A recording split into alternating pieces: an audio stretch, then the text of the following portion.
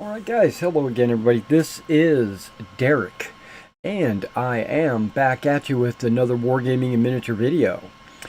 In today's video, we're going to be doing a live stream where I spend a few hours working on my 15mm Napoleonics, converting them over from the bases I have them on to the bases I want them on. As you can see, I've got a bunch of bases right here. This is my this tray. I've got a tray for like every game system based on its bases. Like I have one for Flames of War, which is what I use for my battle group, and then I've got one for like Hail Caesar and Black Powder. And then I've got this tray here, which I use for my Meg. We've got our limber or battle wagons. You know, we've got our generals or cannons on the 40mm there. We've got 40x30s for the cavalry, and then a lot of these are also, like, these are 40x40s, these are 40x30s. I even have some very thick, when I say thick, I mean they're 3mm thick,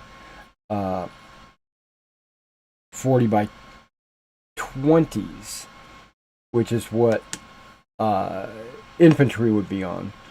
And but these are extra thick, and I was using these for skirmisher bases on my Black Powder, because I'd put two 28mm figures on there, and then put two of these together to form a single base in Black Powder. And then if you wanted to deploy them in the front, you could use them like skirmishers. You know, you could break them up. But because they're the same as my Meg infantry bases, I decided to put them in this tray, because I pretty much have stopped basing anybody like this in Black Powder, because all my Black Powder basing now is on commission and nobody's asking for that, so I saved them. Now I already had a bunch of 20x30s, 20x40s, I'm sorry, 20x40s, and I had some like very thin, you know, the 0.8mm ones, is the ones I thought I wanted, because I got these so that I could put a magnet on the bottom and put them on a base or whatever. So these are all basically emergency bases, like if I ever need those bases for whatever. But I prefer to use the mid-thickness base, which is a 1.6mm. All these new bases, anything that I order new from Litco is going to be 1.6mm, because I think these are too thick and I think these are too thin. And these are some of those extremely thick bases. But when you start getting bigger bases, you know, in the 80mm range, I think extra thick bases will help keep its prevent it from flexing, right? Because like this is a one of those big bases, and I would expect it to possibly bend or warp. This is a 100mm, but which I don't really need, but I have it in there anyway. I also used to use metal bases. Yeah, there's a 40 by shy of 80, right? It's 77, because it wasn't originally, this is not a millimeter base, this is an inch base. when I got them. They're 1.5 inches by 3 inches. But they're in there anyway. Good place to store them. Okay, so my point, what I'm trying to get at is, let me pull this up for you to see what I'm looking at. Okay, as you know, I'm going to move these out of the way for now.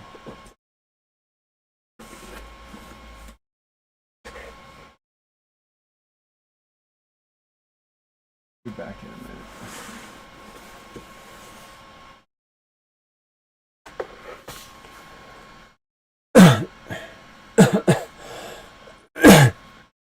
So I went through my current bases, did an inventory of how many bases that I actually have, and it was done as a an estimate. I didn't actually go through and count 1, 2, 3, 4, 5. I basically said, oh, there's about 100 bases there, and then I went through my Quatre Bras battle that I am preparing to rebase all my figures for. And then going forward, as I paint new figures, we're gonna base them properly, right? So, with my new basing style, which is right here, 40 by 30s. This is gonna be for tiny units. I'm going to put them on 40 by 30s. And then my normal infantry is going to be small, medium, and large to start a battle, right? And then they can, lose bases in the middle of the game. That's no problem. But they're going to start off with a 4, 6, or 8. And those are 40 by 20s, as I just mentioned, right? And then artillery is going to be on my 40 by 40s. And then cavalry is going to be in 2 sizes. We're going to have a 4 base or a 6 base. And I've been thinking about tweaking this number, this 400.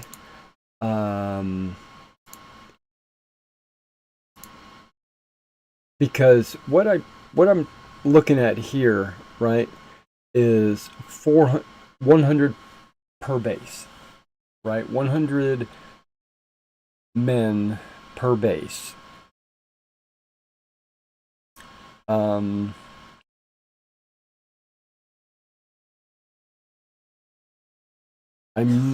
might go with a different number, but right now that's what I'm kind of leaning on. But in cavalry, I was thinking I was going to do it a little bit differently. Because you only have 3 figures as opposed to 4.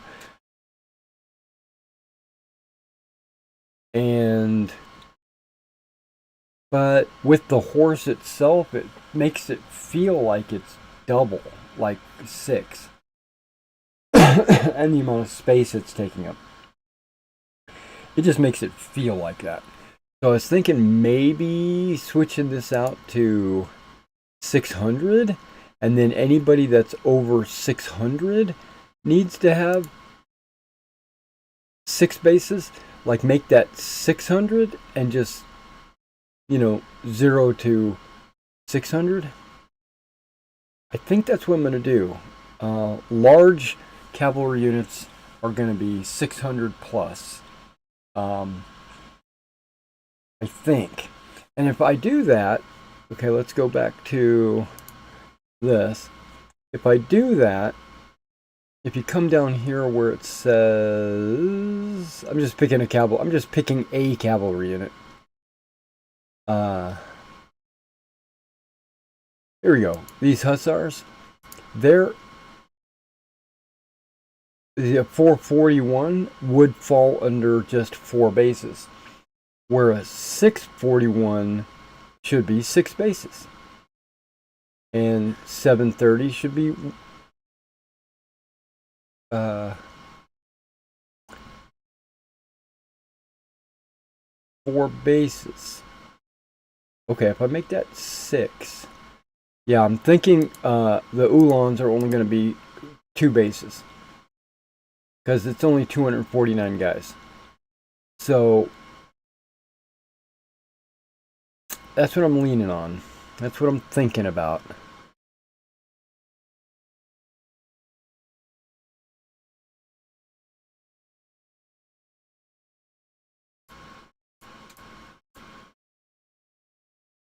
Okay, and if you look at these like cuirassiers, they're not 600 figures. This guy's not even 600. So maybe these dragoons will only be 4 bases.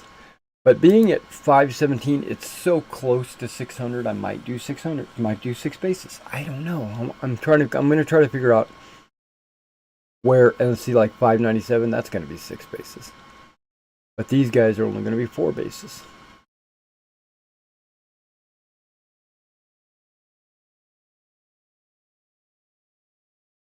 Yeah, that should be 4 bases. Those guys should probably be good if I do it that way. Okay, so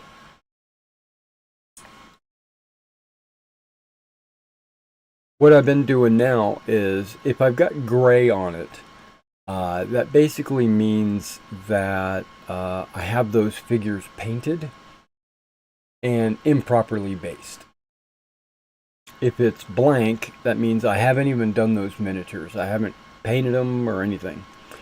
And if they have their color here, like I got blues down here and reds over here, that means those guys have been rebased properly. They're already good to go. Right? Rebased, painted. I guess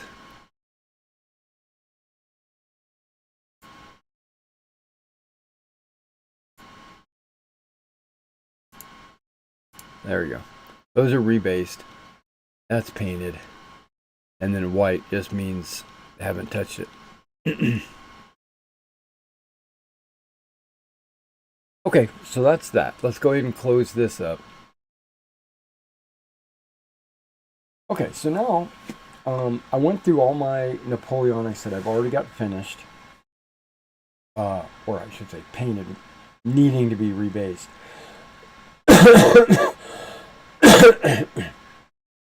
And I unashamedly just went ahead and packed them into these trays. These are not by units. Well, they're by battalions, but they're not by like brigades or divisions or anything like that. So now I'm going to come through, and the units that I wanted to do today are my Lancers real quick.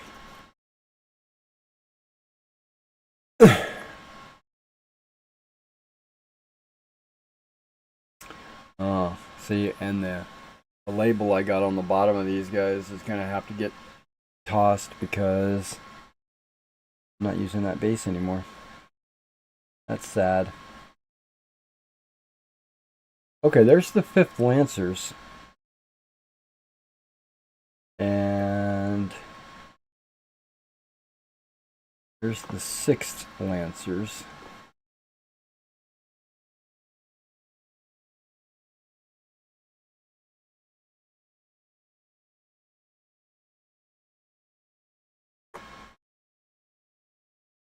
Okay, so we're going to do those first.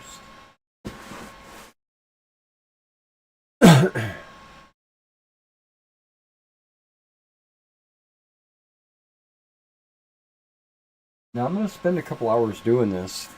I don't really have a lot to talk about or discuss.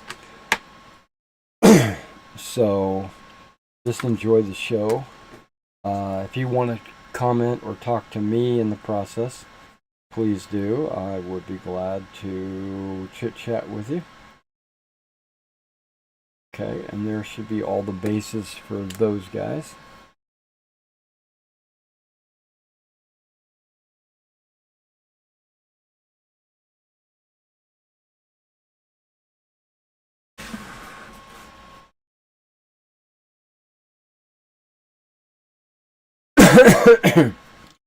And I still have a pretty severe cough, guys, so bear with me on my old hacking cough.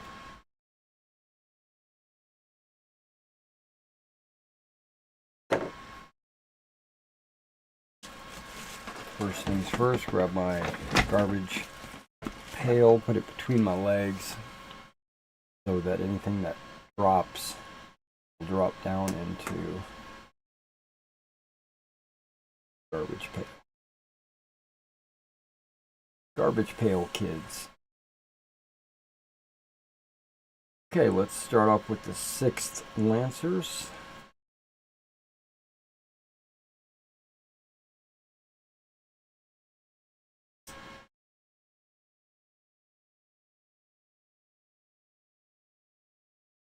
Whoops.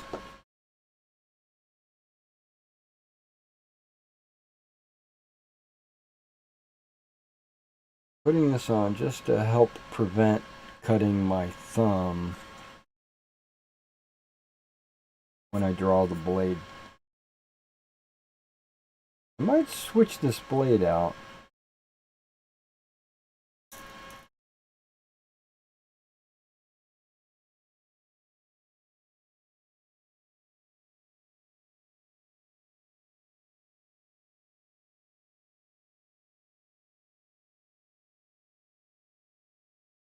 Trying to get under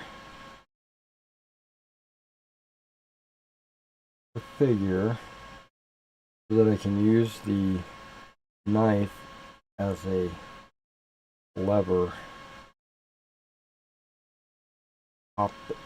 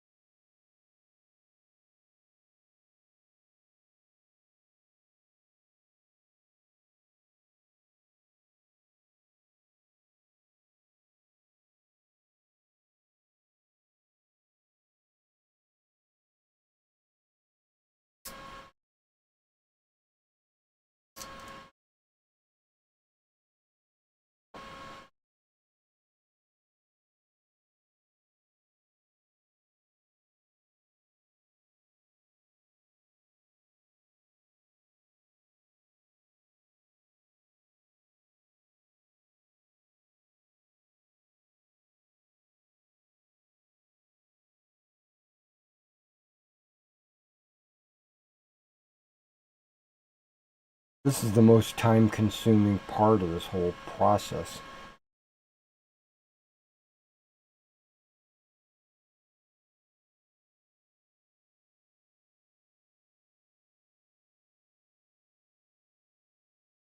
Getting the figures to come off of their old bases. Now, I do want to talk about my Marshals and Generals game as a whole, but I just don't really have any information to share yet. I was thinking this weekend, okay, maybe tomorrow actually, getting online with you guys and basically just hashing out which modifiers I'm going to use and what those modifiers, the values of the modifiers are, and basically create my quick reference sheet. Because once I have the modifiers and like unit characteristics and stuff like that, everything else is just going to fall into place.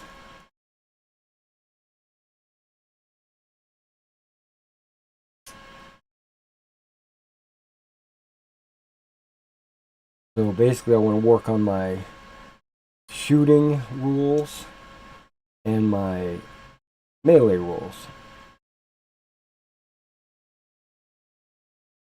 So we'll probably be doing that tomorrow.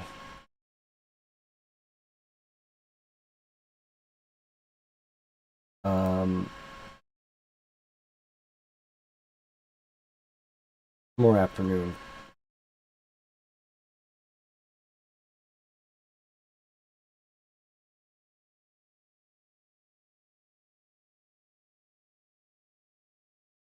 My initial thought for Marshals and Generals, this is before I decided to go ahead with the Meg version of Marshals and Generals. My initial thought was not modifiers, but numbers of dice, right? Like you throw one die for this, but if this happens, you throw 2 dice, you know, or if this happens, you throw 1 less die, or something like that. And I've decided against that. I love the Meg dice because the results are printed on the dice. I love that. So like if you got a instead of rolling D6 or D10s, because I was debating on whether or not to do D10s, instead of rolling D6 or D10s and then taking the numbers that you roll and comparing them to a chart to see what the results are, or another thing that is a possibility is both sides roll dice and then you compare the dice, kind of like Risk or whatever, or Napoleon's Battles.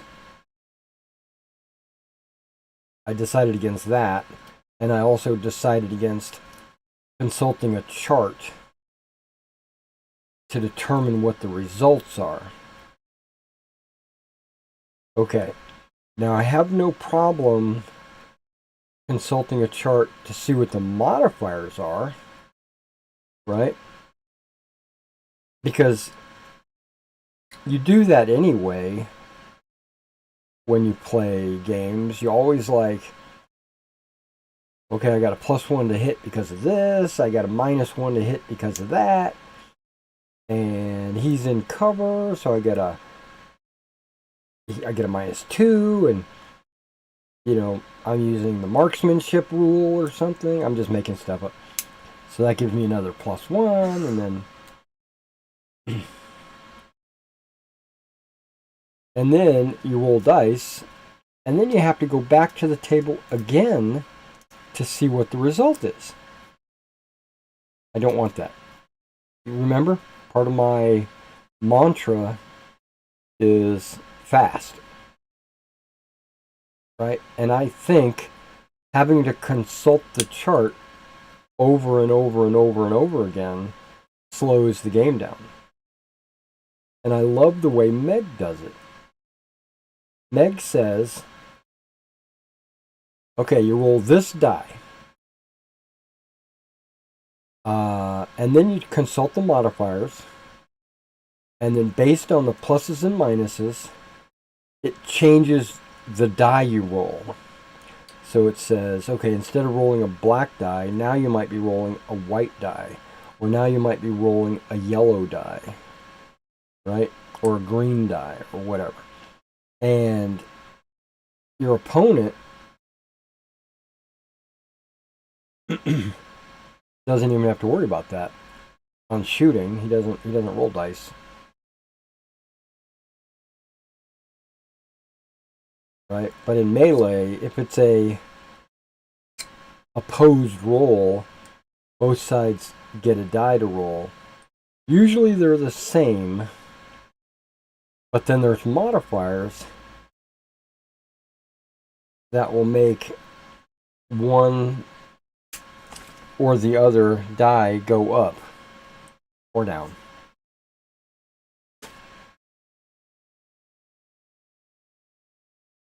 In capability, because the dice, each die is progressively stronger in its results.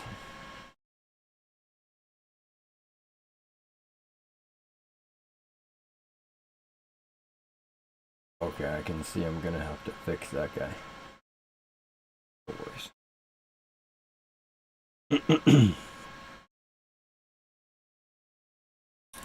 And then once you figure out your dice based on your modifiers, then you just roll them.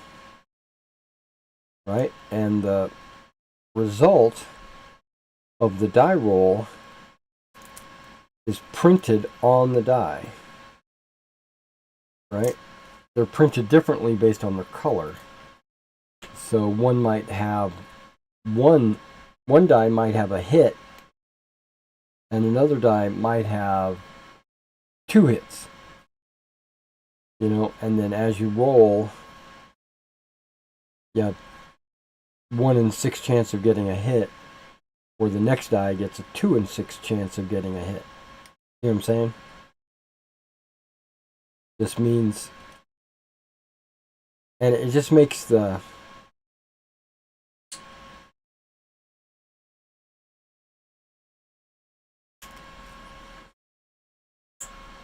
interpreting the dice so much faster, because there's only 3 symbols on the die, and there's really only 2 that matter: the hits and the kills.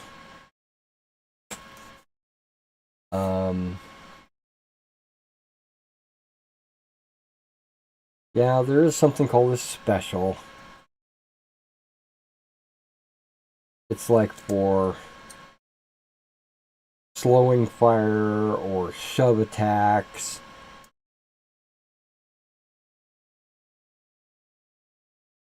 And I gotta see how I can implement that into Napoleonics.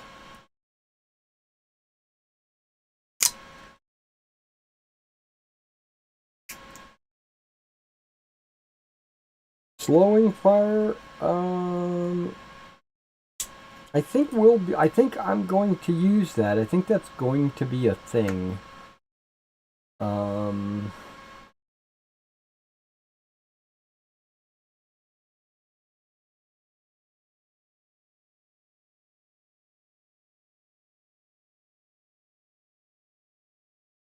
that's going to be the shooting S. It's going to be slowing. But the melee S, I don't know. Shock value, shove.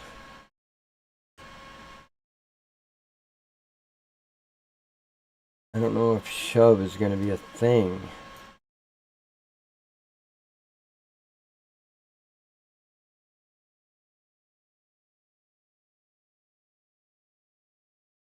Could be like a stun or a suppression or something. I don't know.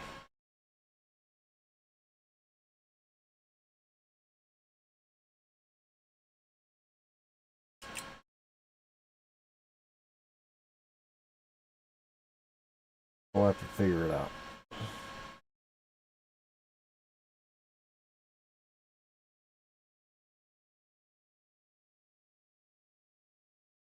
And that's what I want to do tomorrow. Go through the different results and the different modifiers from Meg, right? Take them directly from Meg and see if they apply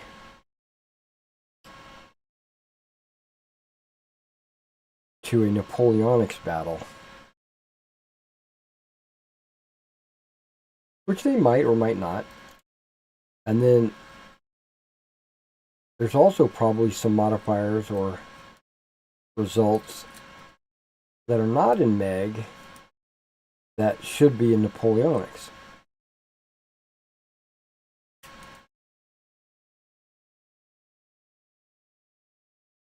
And if that's the case, then we'll just add those.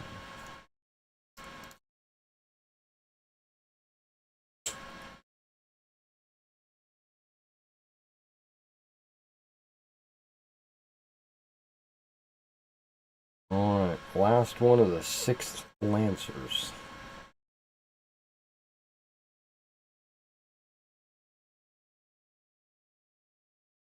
I'm looking at these paint jobs on these Lancers as I'm peeling them off, and I'm like, wow, these guys are going really well. Did I do that?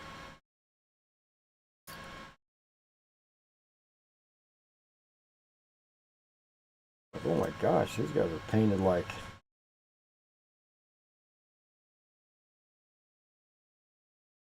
some professional did it.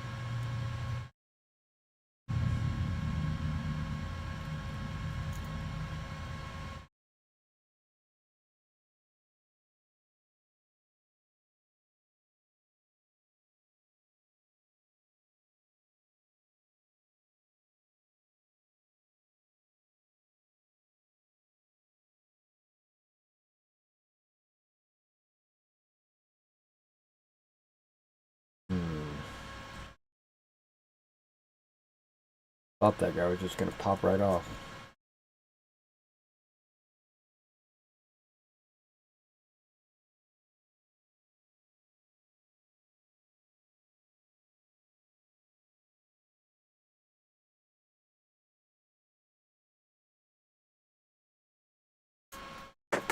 Here it goes. Yeah, he's got to be fixed as well. I bent the horse's base peeling it off.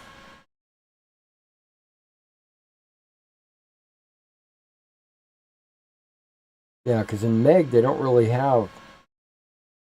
Oh, I take that back. They do actually. I was gonna say they don't have a square, but they actually do. It's called not the shield wall, something else. Circle or something.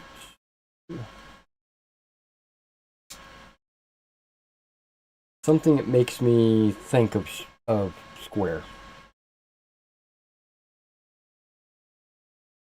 All right.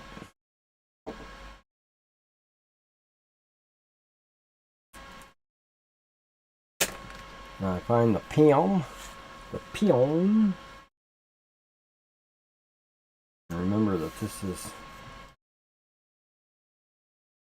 the 6th Lancers. 6. 6.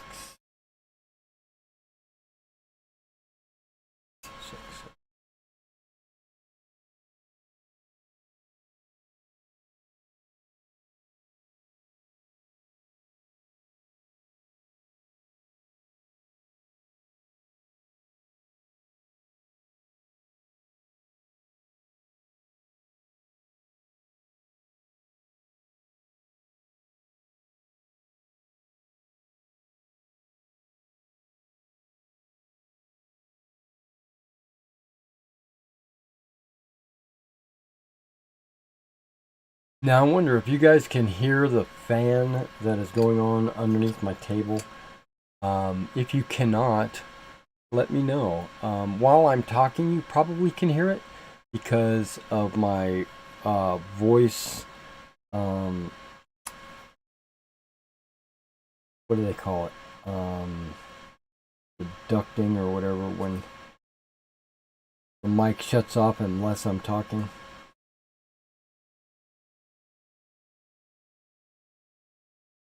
When I look up at the my OBS, it doesn't show any it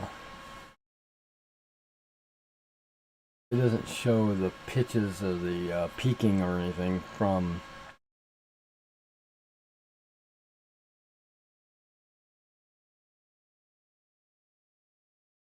on the mic unless I'm talking. Okay, he's good to go.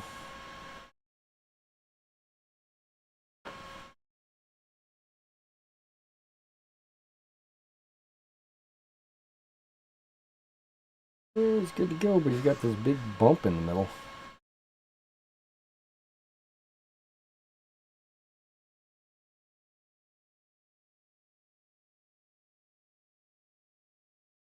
Yeah, just gotta push it down flat. And this is the only other guy that's got any kind of issue, right? Yep. It looks like it's low on the right. Yep.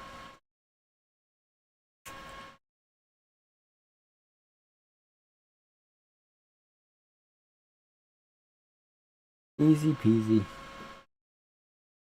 What do they say? Easy peasy lemon squeezy.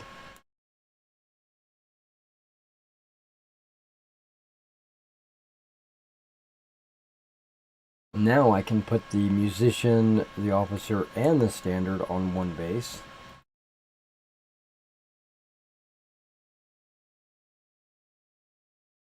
I really don't like doing that, to be honest.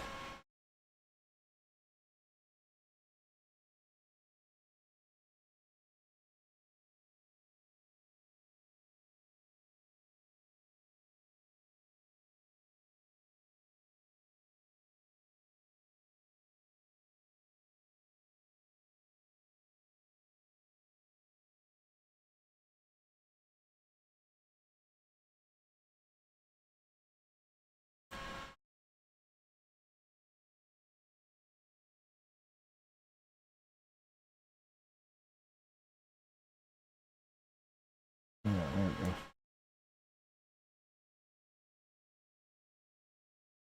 Cleaning the edges, making sure that it's going to be ready for the new flock.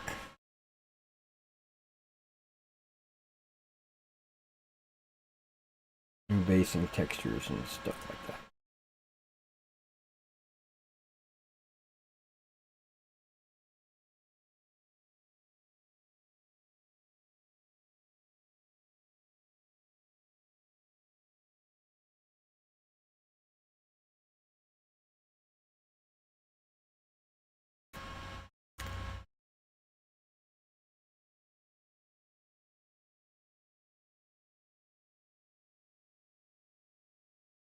This guy looks a little crooked. Let's see what we got.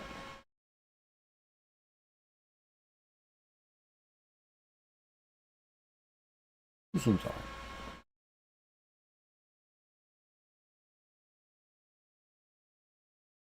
Alright, the 6th Lancers all have their lances lowered.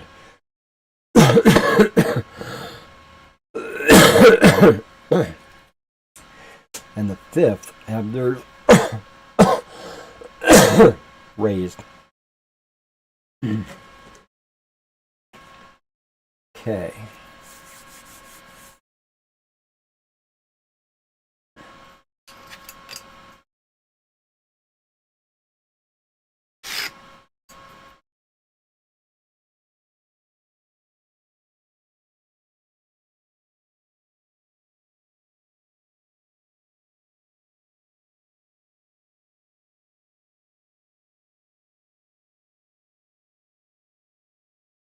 Officer.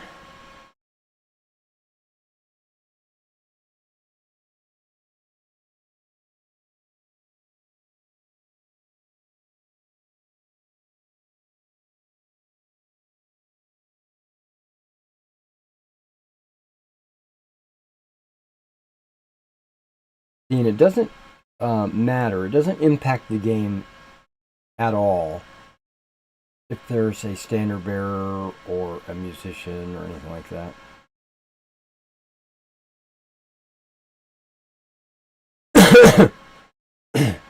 But see, by doing it this way, the standard bearer and the officer split the unit right down the middle. I don't think really matters as well. I don't think that's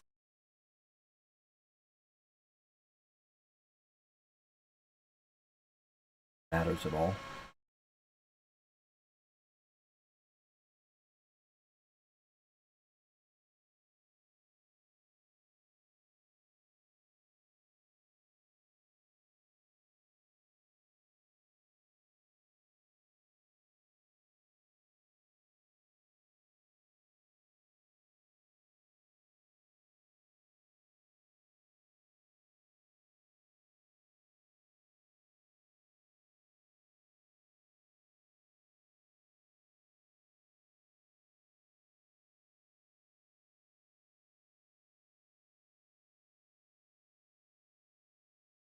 Oh, hold on.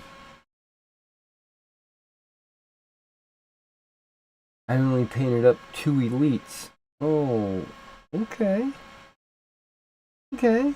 Okay.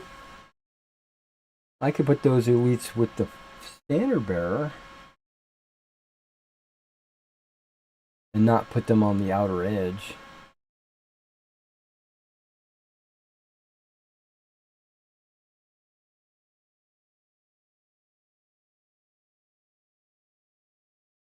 Okay.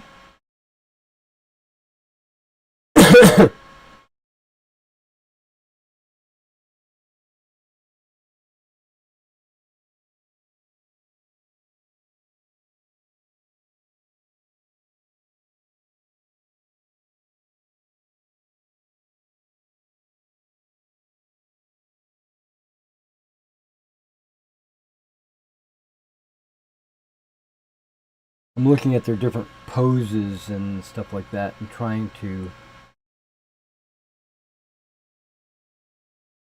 piece together.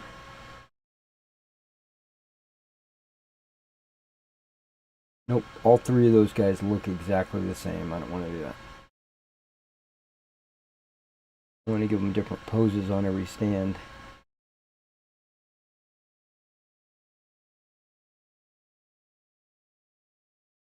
Yep, it looks a little different.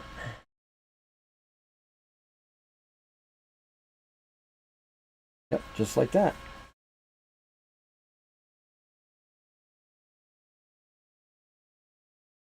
I think that looks exceptional.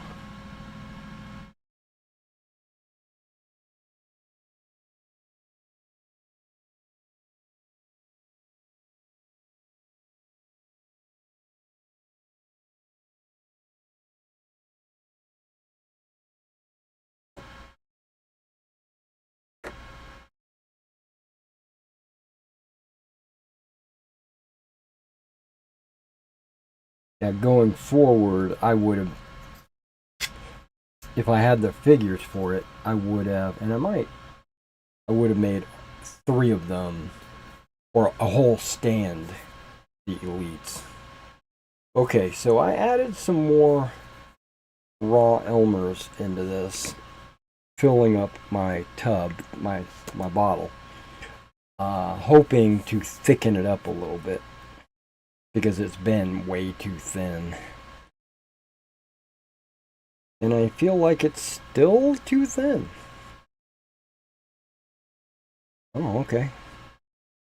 Maybe it just took a little shaking.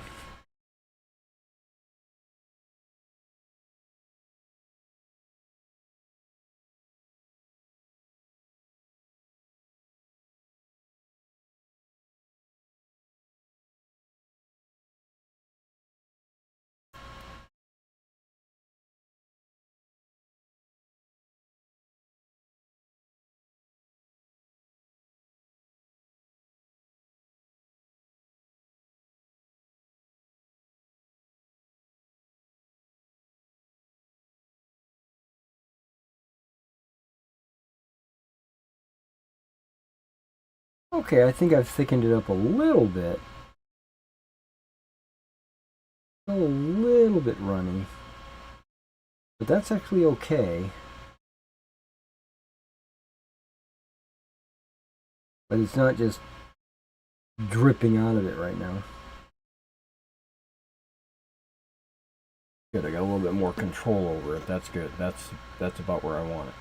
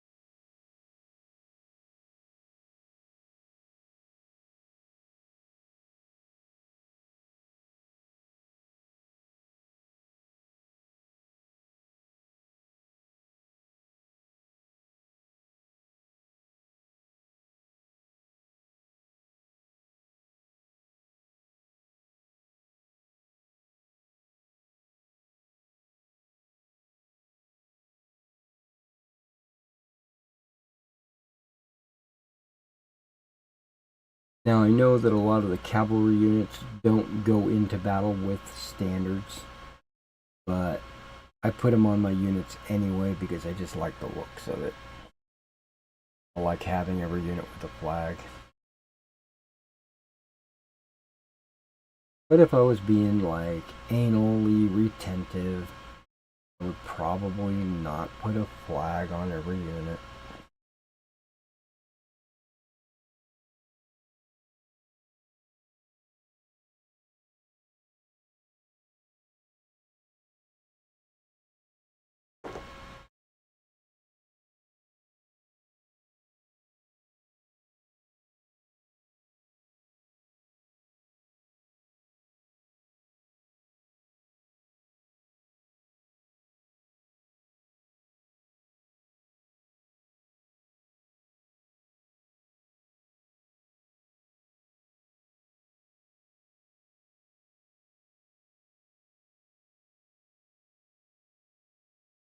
Okay.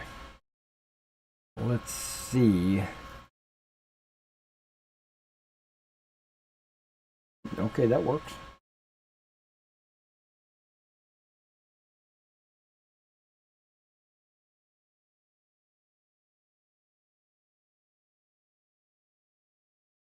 Yeah, that works too.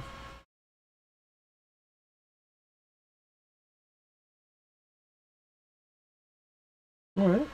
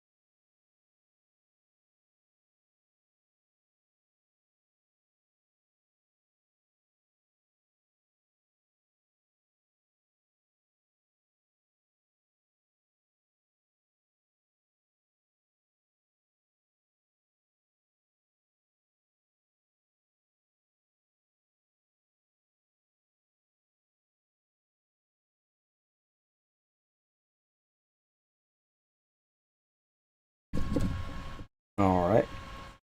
So we got them all based. They look good.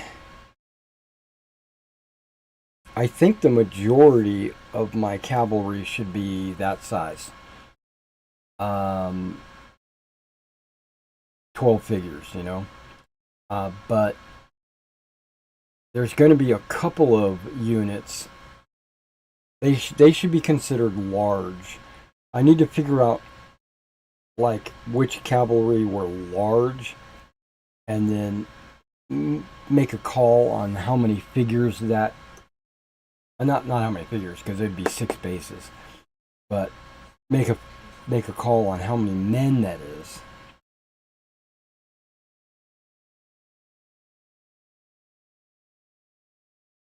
And then, commit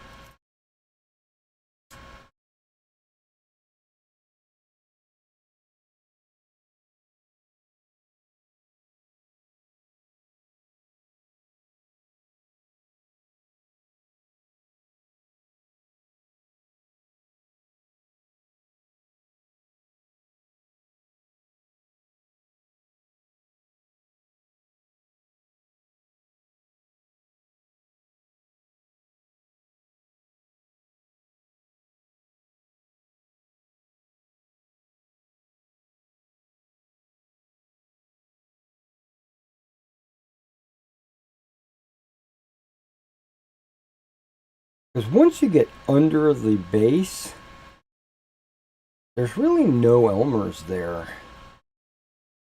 The Elmers only really grips around the outer edge of your base. Of the figure, that is. The base of the figure, not the base of the unit. So once you cut in past the outer perimeter, it should just pop right off.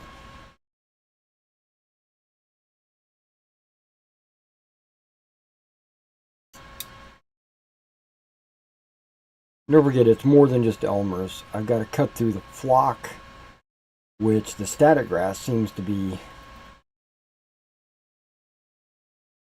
pretty sturdy, actually. And the ground texture.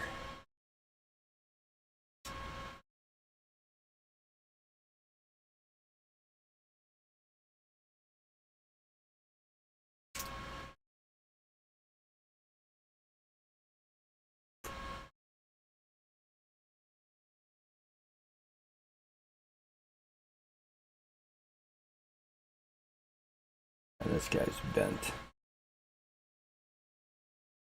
He's standing.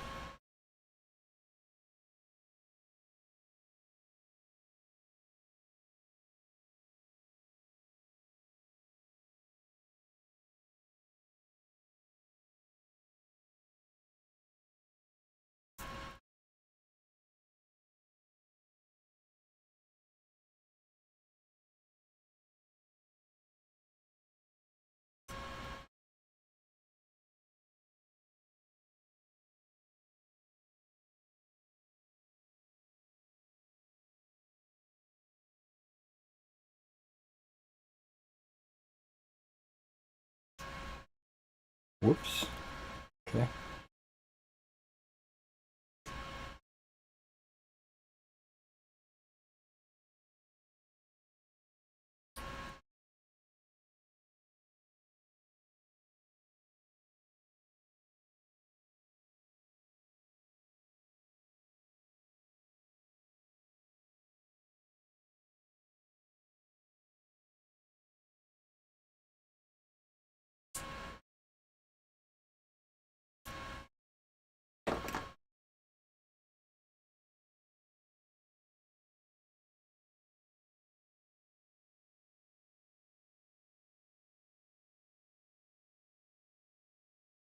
Now, I thought I had a lot less figures finished for my Quatre Bras battle, but when I did my little inventory there to see like which ones needed to be rebased and stuff like that, I realized I had done about 2/3 of all the figures already.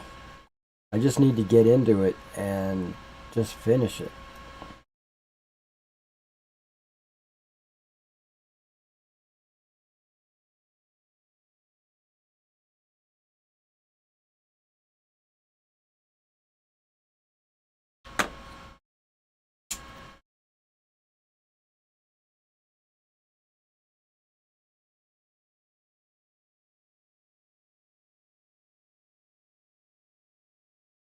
Oh, I started the video off talking about the bases, and I counted the bases that I have. And then what I did was I went through my Quatre Bras spreadsheet that I've got right there. And I tried to figure out how many bases I was missing to rebase everybody, right? Because, you know, they were originally on their a different size base. So I said, how many of these new Meg bases am I going to need? But then I also thought, well, I still have my Meg armies that I got to put together. I've got my Republican Romans, Marians, and then I've got my Carthaginians. I've got 3 or 4 100 Years War armies that I really want to do. I eventually want to do some Archimedes Persians, but not anytime soon.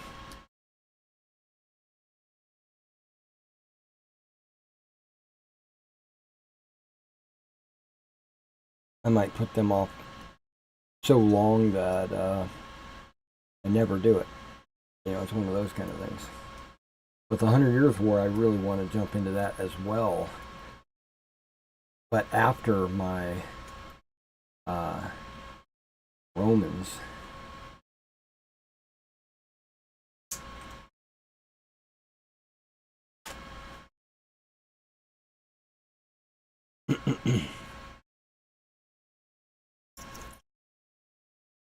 So I thought to myself, well, I'm going to need bases for them as well. You know, just finish those armies. So I might have went a little overboard on ordering. Oh, okay. Got cut through pretty easily.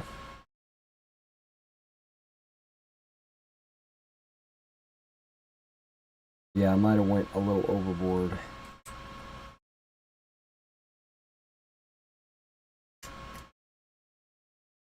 I ordered something like 400 bases. The 20 by 40s, that is. I did order some 40 by 40s because I knew I was going to need them for generals and artillery pieces.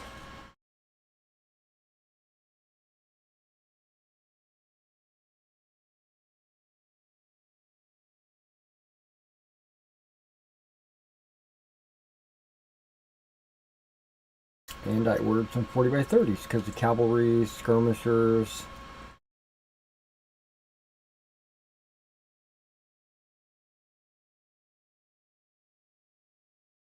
For both game systems.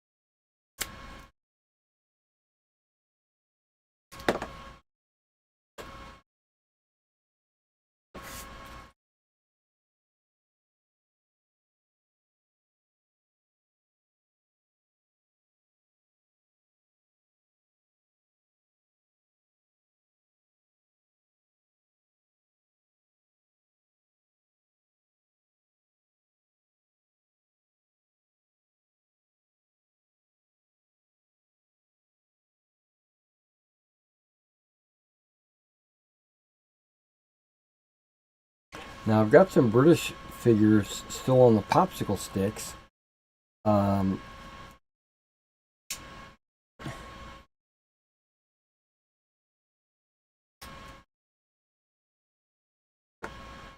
thought they were guards. But then last night I picked them up and I looked at them really closely. They're Highlanders.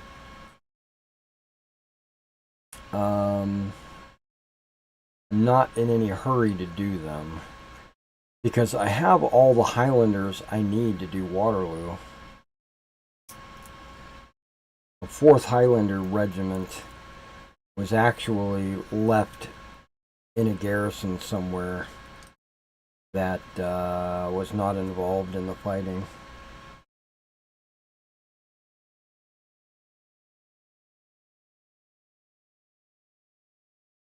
In like a hypothetical campaign setting, that'd be cool to use.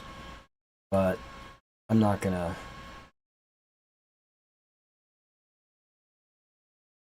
I'm not gonna go paint them up when I've got so many other units to paint. I started painting them. I think I got all their red coats painted. Because what I was planning on doing was just painting them and basing them as a Highlander unit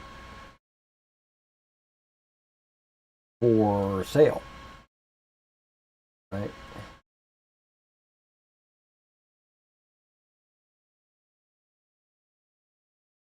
And it could have been any of them. Could have been Black Watch,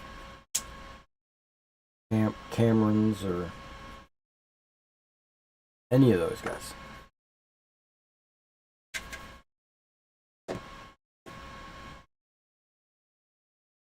Alright, let's get all these guys to stand up properly.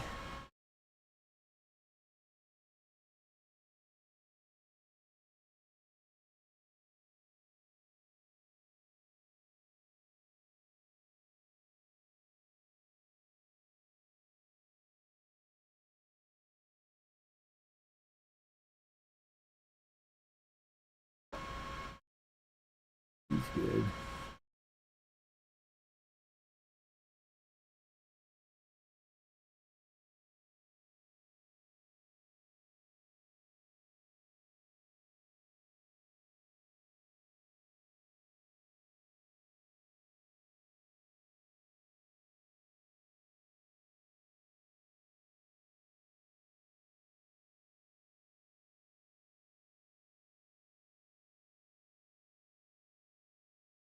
I noticed that there's a lot of eBayers out there that have collected armies over the years, like myself, and are selling like their collection or their units or something. Basically, they're just getting rid of them. And I've thought about ordering some of these collections that are already painted. I don't necessarily like the paint jobs, or they're not up to my standards, but it does get you halfway there, right? It's like they're almost, they just need a few finishing touches or something to bring them up to speed. So I've considered getting a set like that and then just upgrading them to my level. But I just can't bring myself to do that.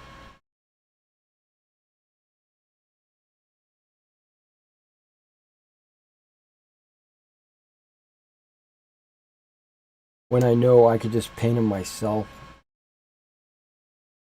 Now I've considered getting them and doing the finishing touches and then turning around and reselling them. But I would only do that if I could get an incredibly good deal. You know, because I don't buy miniatures to sell without making a profit, you know?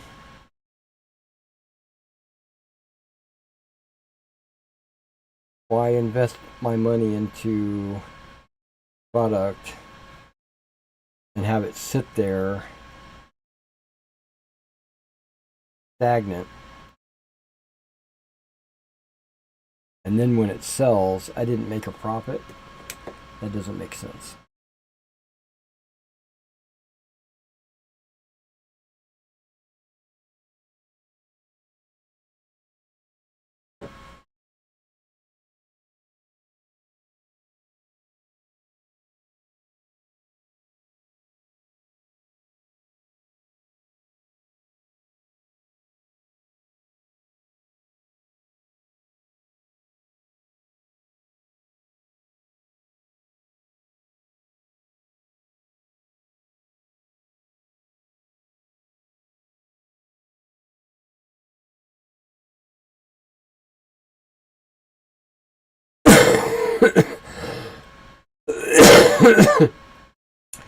Yeah, this is the one that's all bent.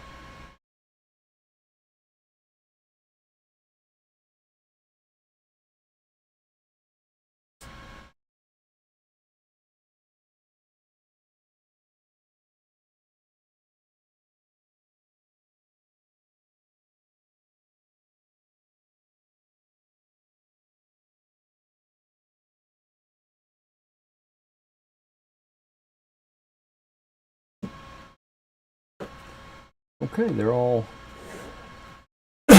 ready to go.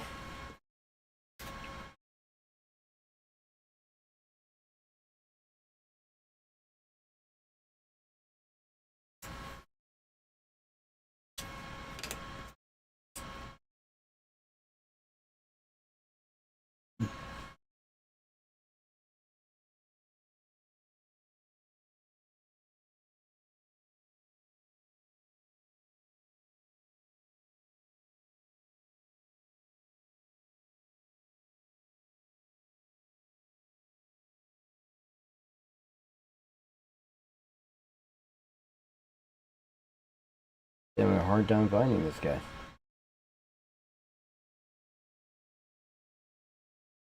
Because they all had their flags up.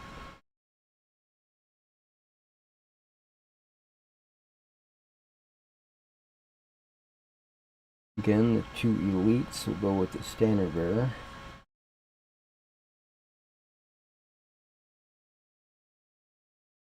Some of these guys have their heads like crooned way back. Wow, what are you doing?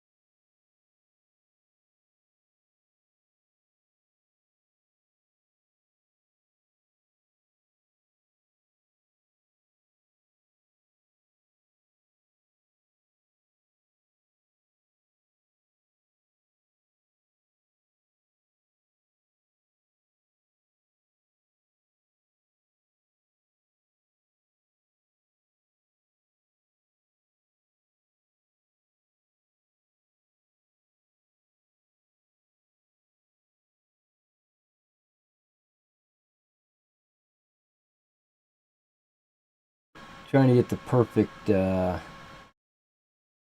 look out of my figures.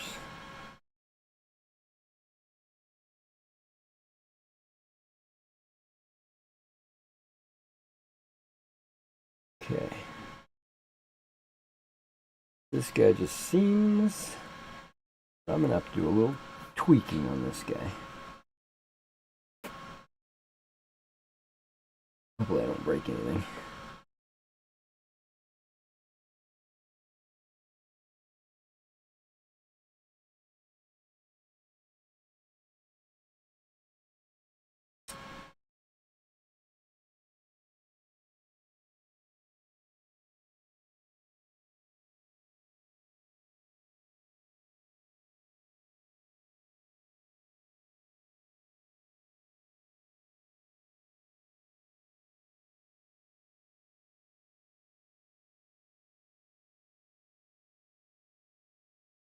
There we go. I like it like that. Okay.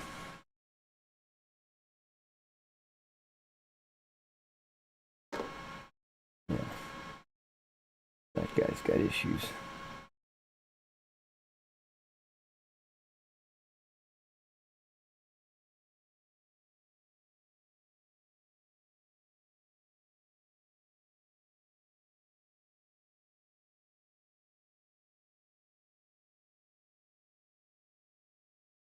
Alrighty.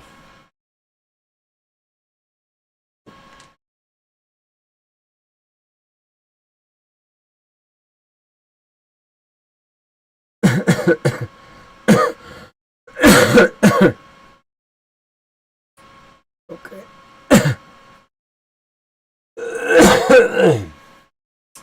Yeah, that cough is throwing me off.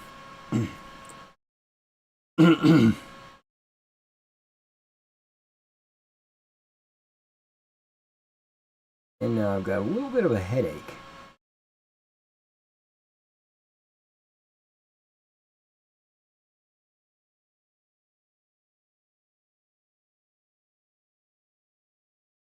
I'm not squeezing, I'm just letting it drip out.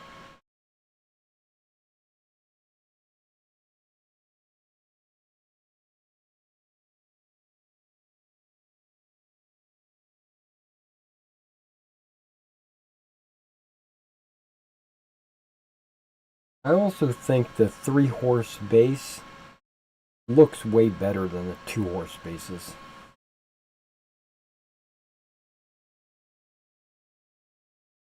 With them being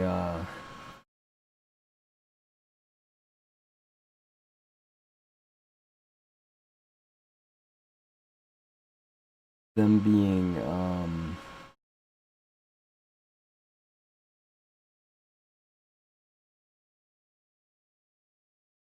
something going on underneath his face.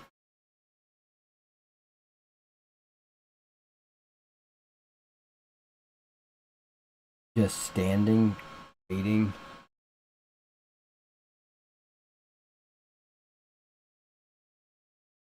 They're gonna fit a lot better on the base.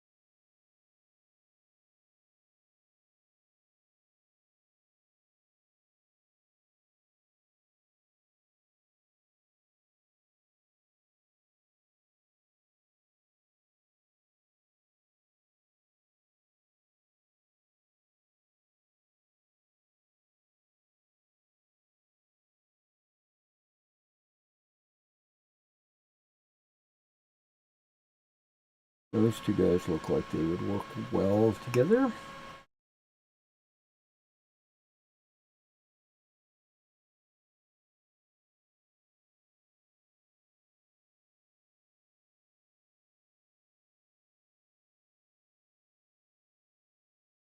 Yep.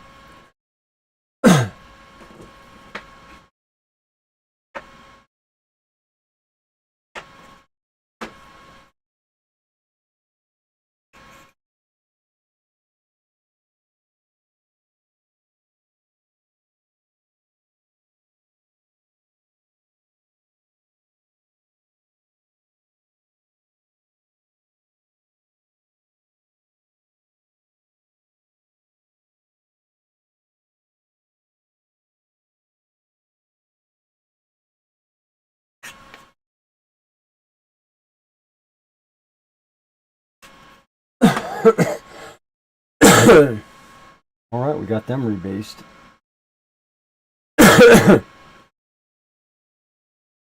Which, they're not flocked or anything, but I'm not counting that towards whether or not they're rebased or not. All right, so let's do this.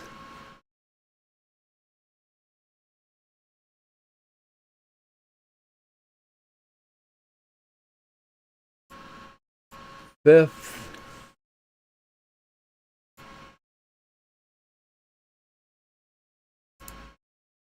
And sixth.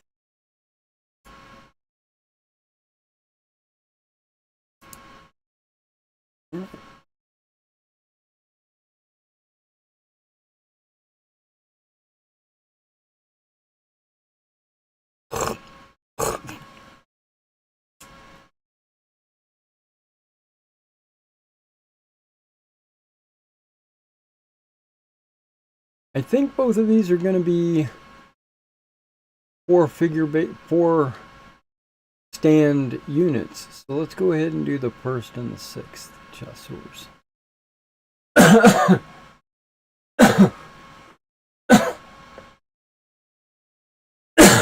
If I can find them.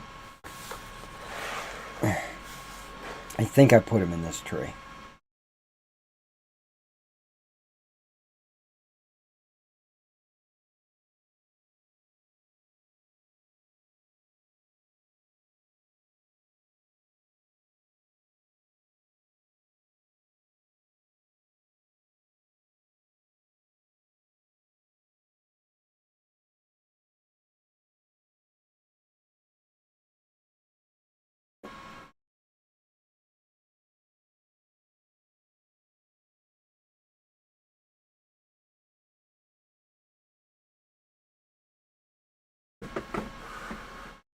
Just doing a little bit at a time, you know, just trying to knock them out slowly but surely.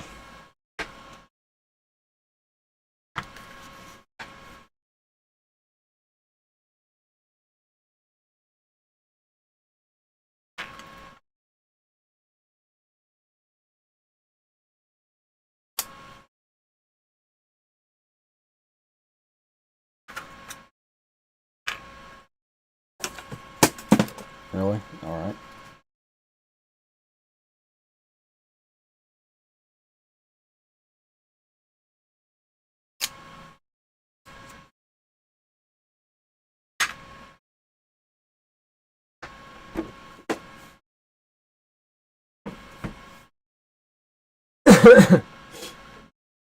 Is it just my glasses? Okay.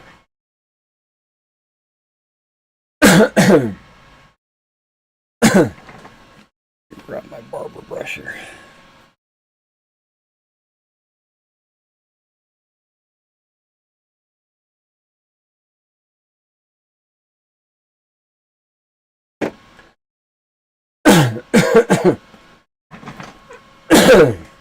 Damn. All right.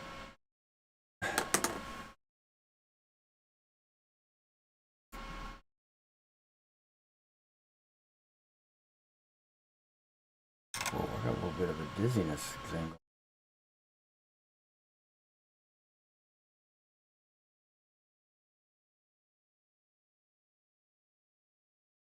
All right, well, there's my first and sixth. Yep, first and sixth chasseurs. Chasseurs.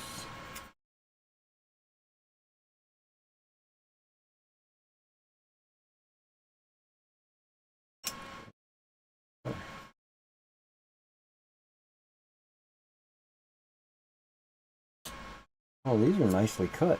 Oh, except for that one. Okay.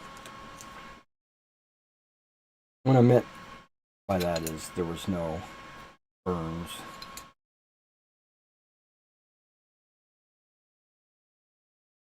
I'm doing the sixth, right? Yeah.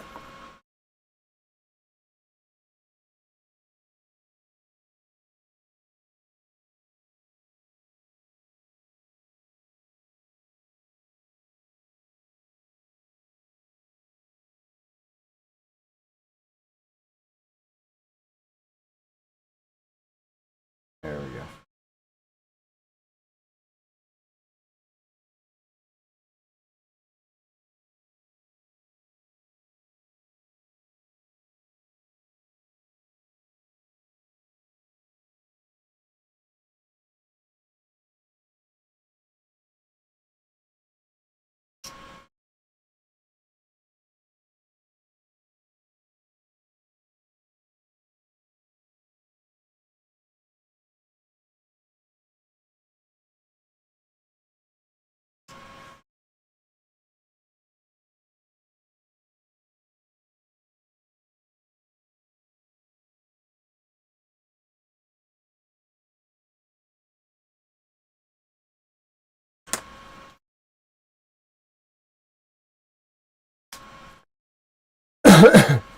All right, now we're back to chopping lumber.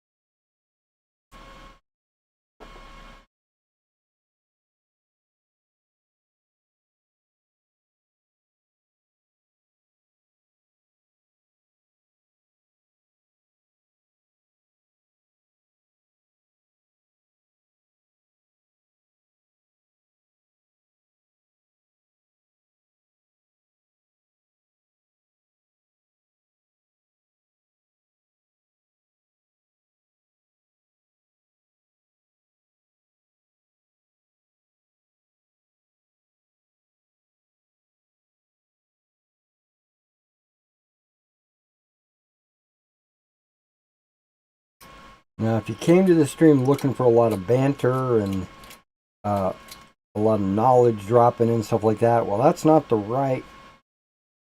not this stream anyway, because I'm sitting here concentrating,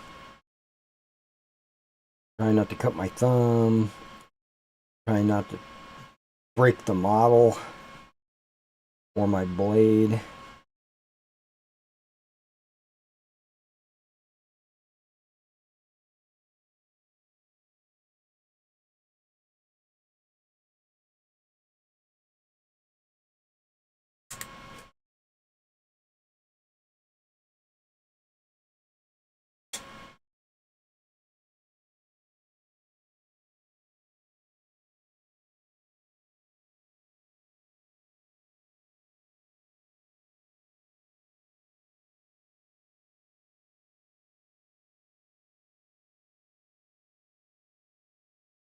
Now, I do plan to do a video, maybe even tonight after the live stream, where it's going to be a 15mm Napoleonic project update.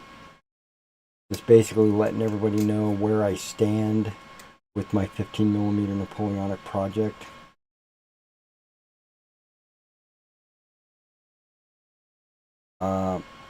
Which is more than just a 15mm project. It's also my Meg Napoleonics, which I'm calling Marshals and Generals. I've been calling it Marshals and Generals for a couple of years now.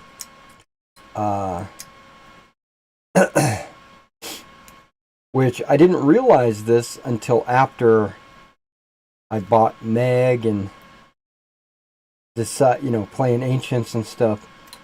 Decided to use some of those rules in my Marshals and Generals. I didn't realize that Meg is M-E-G and Marshals and Generals is M-A-G.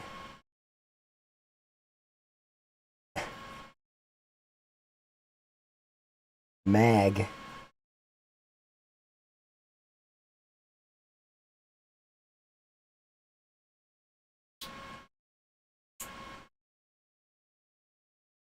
Now, I'm not using every rule from Meg.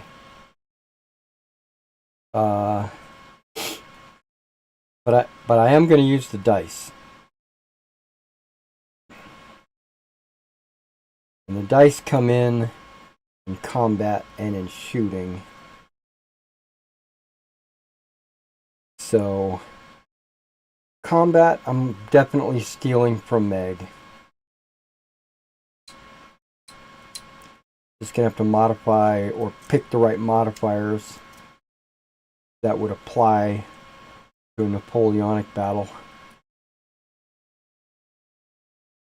We're going to be working on that tomorrow, guys. Saturday afternoon, I'm going to be working on Mag. You want to come in and put your 2 cents in, you're welcome to do that. Now I'm going to be 100% honest with you and transparent. If I don't like the idea, I won't use it. You might think it's the best thing since sliced bread. And it might be, I could be wrong. But if I don't like it, or if I think it's too complicated, or if I think it's an unnecessary rule, or something like that, I will not use it. I'm trying to streamline Napoleonics. I'm not trying to make it more complicated.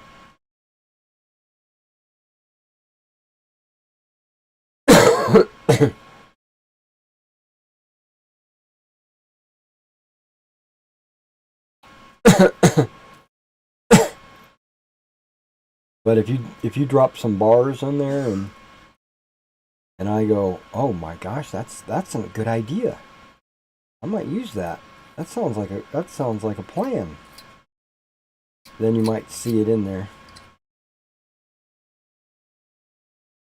But if you just want to come in and kind of just hear me talk about the rules that I'm thinking about and what my motivations are to do a specific thing, you're welcome to drop in.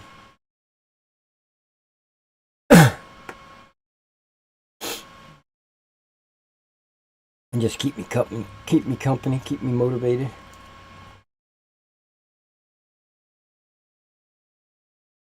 I was planning on doing this tonight, maybe listening to a YouTube video or something while I did it. But I said, you know what?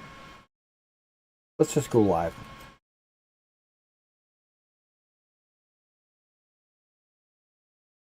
Hear the experience. Now, I was hoping to get about a unit or two a day. Or 7 a week.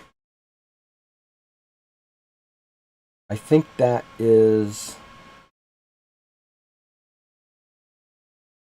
to rebase. I think that's a little ambitious. I got my Polish commission I got to start as well. I've got some Polish Napoleonic 28mm Perry miniatures that I've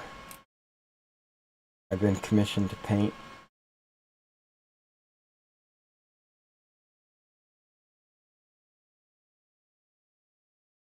Also, I've been working in my head. I haven't put it down onto paperwork or anything, but I've been working on my new commission price schedule. You guys know that I'm working on that. I'm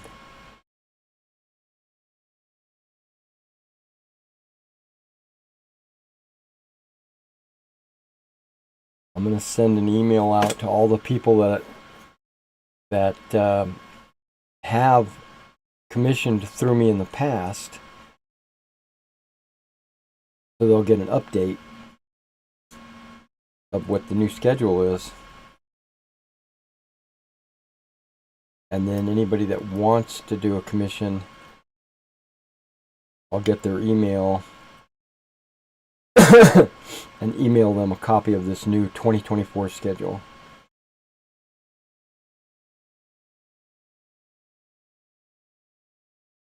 I was thinking about how I wanted to word it, you know, like figure or miniature or, you know, things like that, and how I wanted to do basing and cost for basing.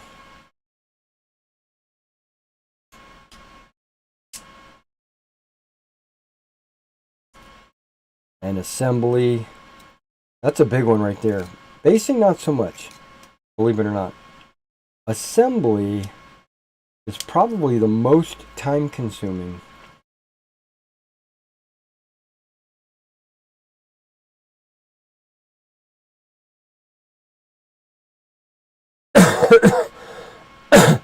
I have some guys send me their product already assembled, and then I have others sending me their stuff expecting me to put it together for them, which I don't mind doing, but being that it is so time consuming, I feel like it needs to be included in the price schedule.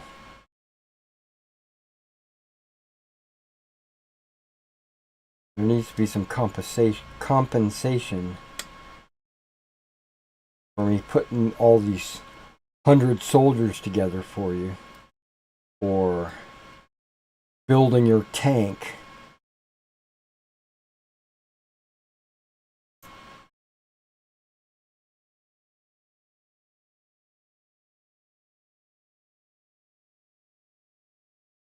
If it's a model kit, you know, like Warlord or whatever.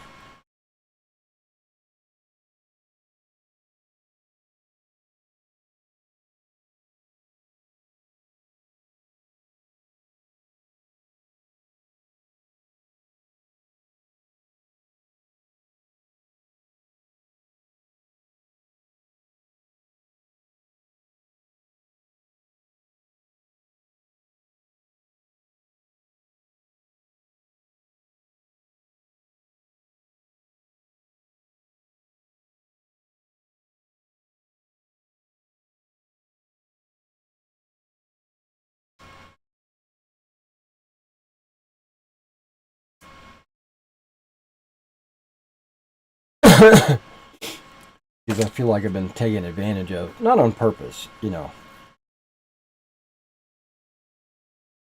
It just feels like that.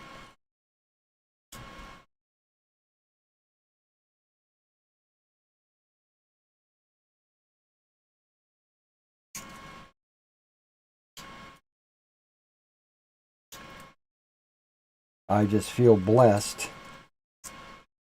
from the Almighty that I still have my manual dexterity to paint and to assemble models, where there are guys out there that probably, and this is probably why, I mean, I don't pry, but they might have the shakes, drink too much coffee or whatever, they can't paint, so they hire other people to do their painting for them. They still love miniature wargaming, and they want their figures to be painted, but they just don't have the supplies, or they don't have the manual dexterity.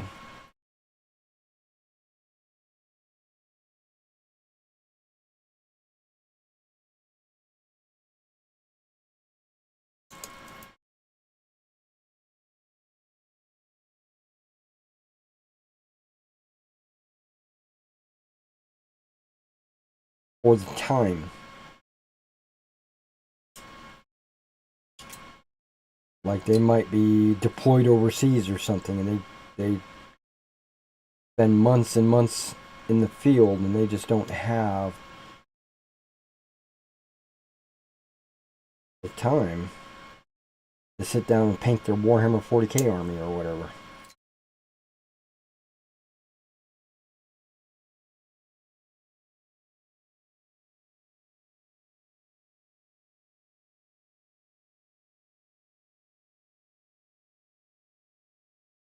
And my store is doing well enough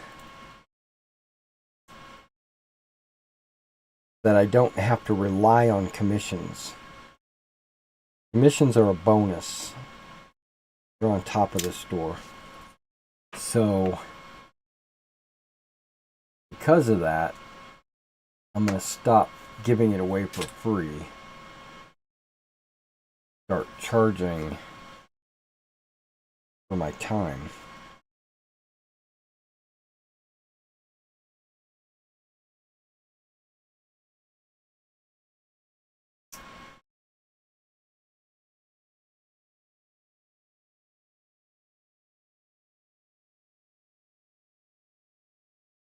I have been told in the past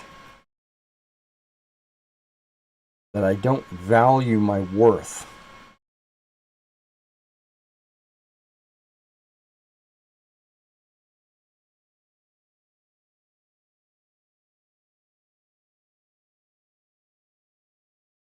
I painted a miniature for a guy. This is a long time ago. A couple of years ago. Maybe not a long time ago, but it was a few years ago. I painted, he had a party of D&D players. And they had like a wizard, a dwarf, an Aasimar, or paladin, I guess. They had like 4 figures, and a thief, yeah, a thief. Well, maybe not a thief, but maybe he was a wizard. But there were some figures that he wanted me to paint for his D&D game, because he didn't have the time to do it. And I knew the guy from my previous job. We were on speaking terms, you know, and we've played games before together, so I would consider him a friend. I charged him $10 a model, which I thought was a reasonable amount.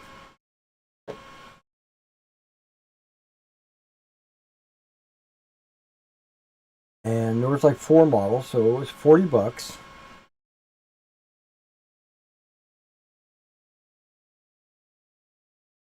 He gave me $20 a model and said,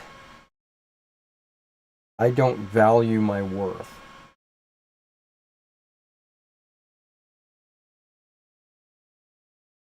These models are worth more than $10. These paint jobs.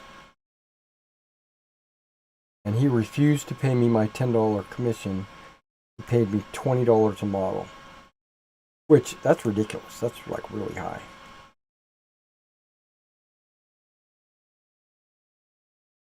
In my opinion.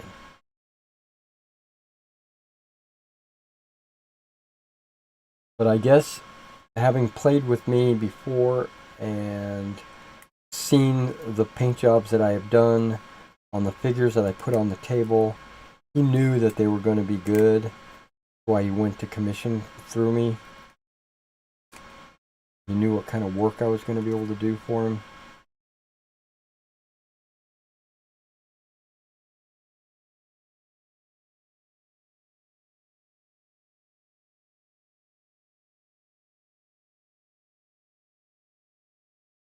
And I was like, wow, okay, dude, thanks. If you ever need any more work, I'm here.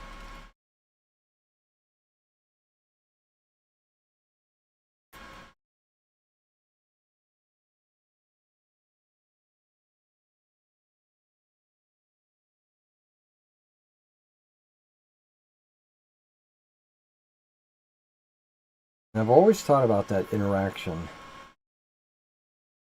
Now, in the past, like when I owned my own store, back in the day when I had a brick and mortar, it was called the War Room here in Clarksville, Tennessee.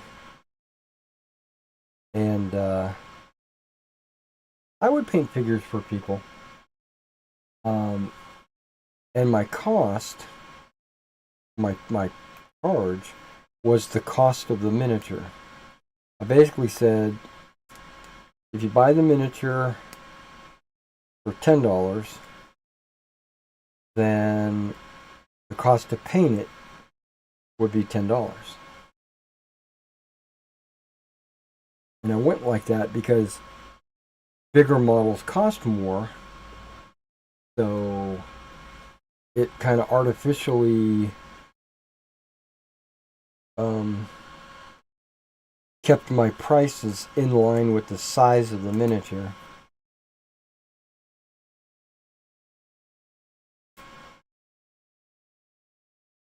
But like you bought back, remember this is a while ago when miniatures weren't as expensive as they are today. Some Reaper miniatures were like $3, right? So you buy a $3 or a $3 elf, I would paint it for you for $3.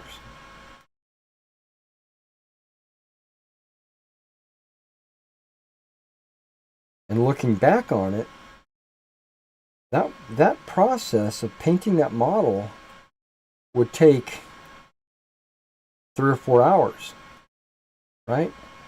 So I was charging $1 an hour.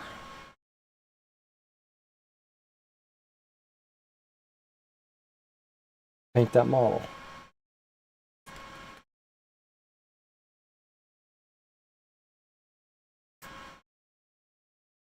Not worth it.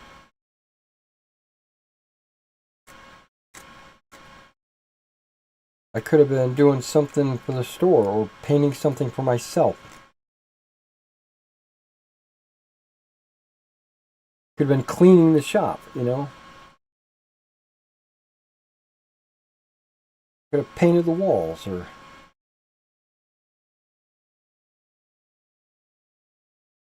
put my Ultramarine army, you know, I could have painted it better or put it together better or something. And so I was basically giving away my time for free. Basically, $1 an hour. That's even in the days when minimum wage was $4. Yes, I remember those days. $1 an hour is just way too small. Plus, I was using my paints, my brushes, my glue, my primer. I was probably using more materials than I was charging for. 2024, all of that is going to change. It just took me a few years to figure it out. That I don't value my worth.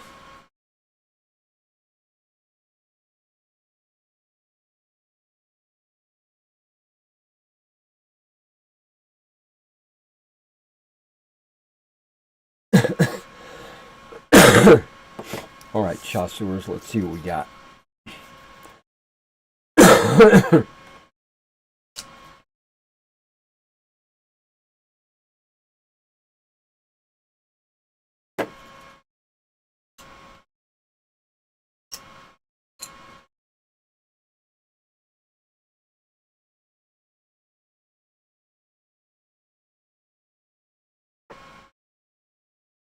I'm not sure who is who.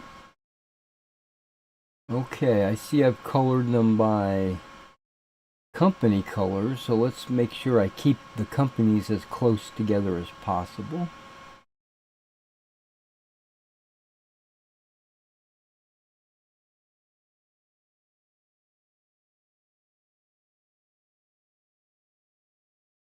Just like I did for this commission, I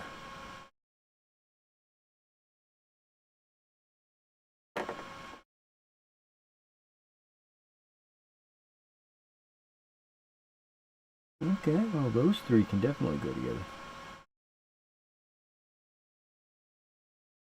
Got a musician,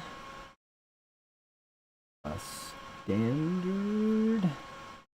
We've got a couple of officers going on over here. What's going on? He looks like an elite.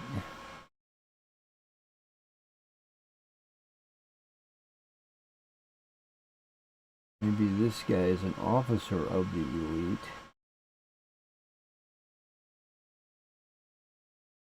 This guy's an officer of the unit. Okay.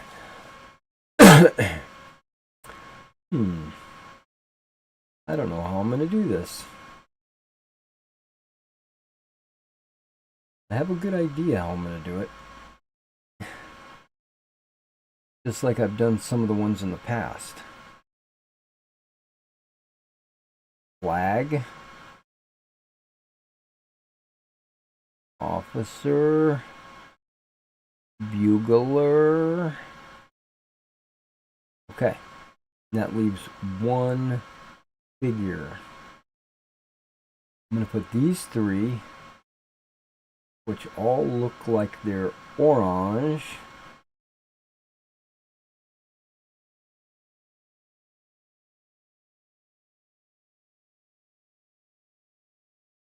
Keep them together. Right. Now I could put the elites here.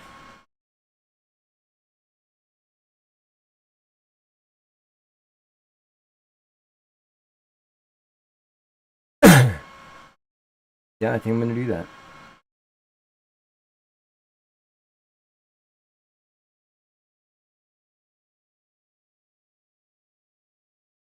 Just like I've been doing in the past. And then these guys,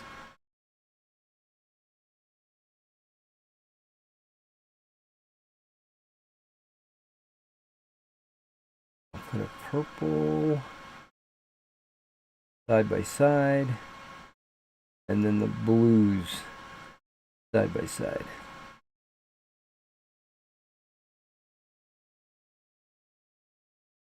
Okay. That works for me. I like the look of that.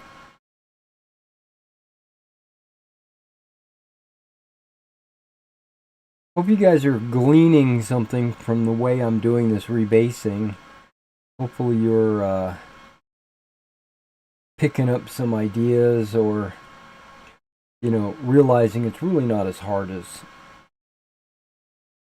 you might think to rebase.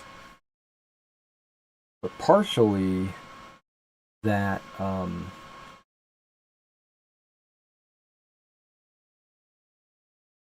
you know, my thought process on when I put figures on a base and stuff. And if you didn't hear the first part of this video, I did fill this Elmer's bottle.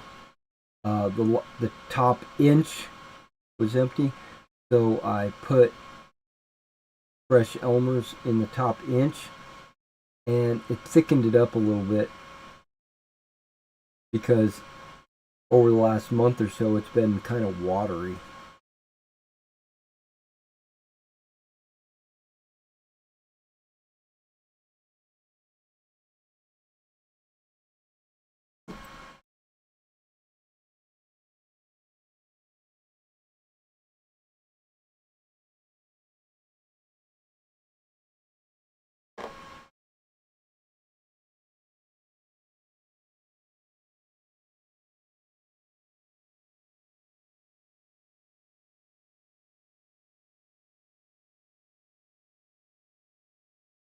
Now these guys are at rest.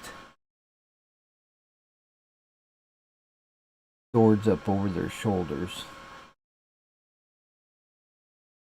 So there's no weapons protruding out the front of the base or anything.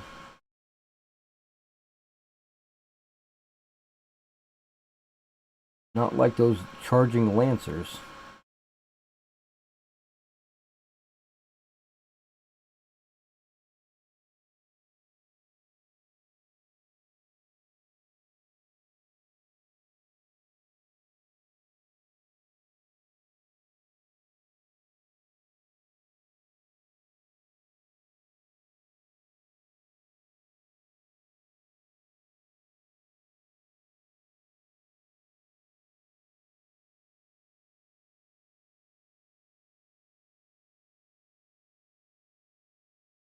And with 3 figures on a base, it's not hard to figure out where the exact center is for the middle figure.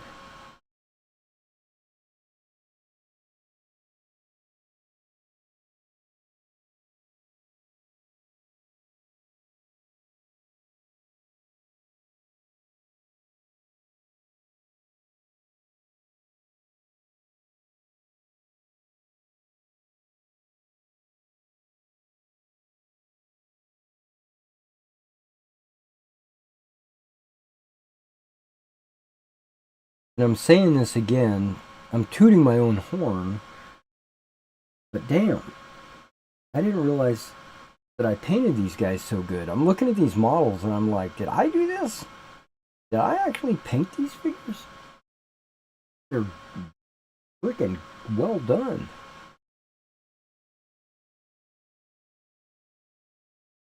No, I couldn't have painted these guys.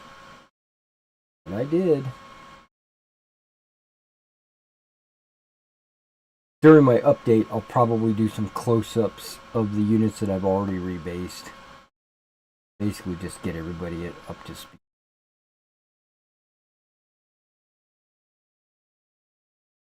Also, I've got a store news update that I've got to do Sunday night. Don't really have anything to update. There's really nothing going on other than the finished French commission and the start of a Polish commission.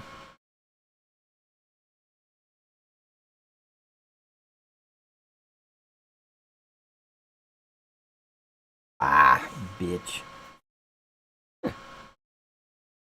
Finger slipped and then I pushed the miniature.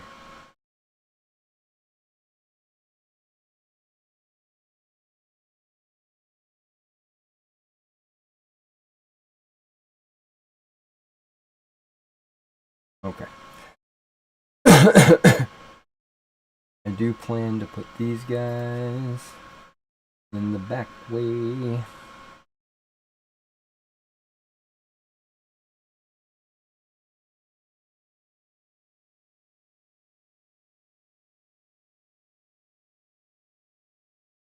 See how they look, and they look good. What's going on there? Something between these bases. A little piece of dust or something.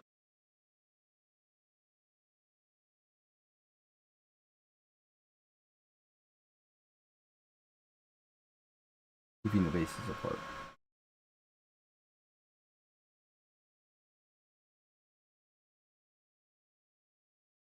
That's one of my chasseur units.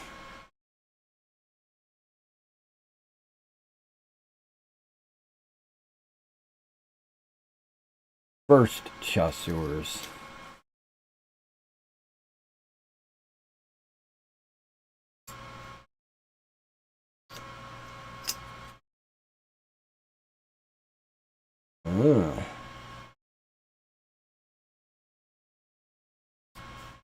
This looks like it had an artillery piece glued on it at one point.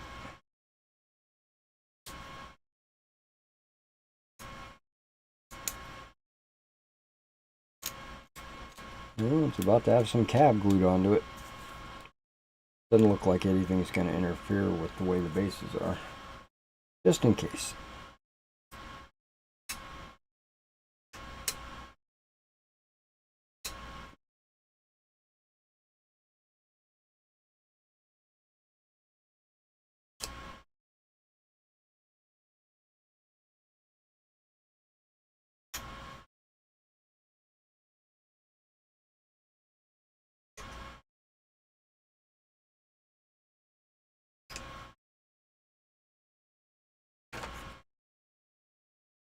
Wait, who did I say these guys are? The first.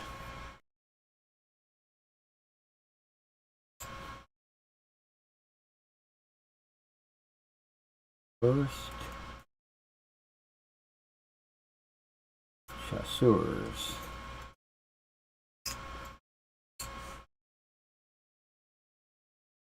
First.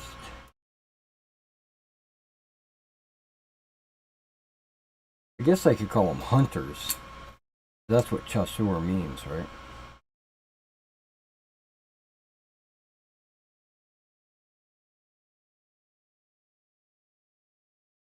But it just seems more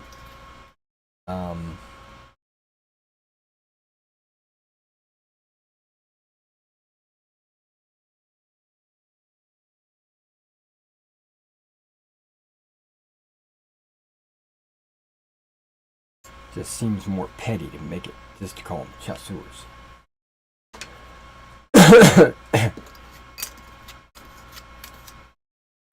Okay, first chasseurs, let's get you cut off. Okay, how long have I been doing this? Tonight.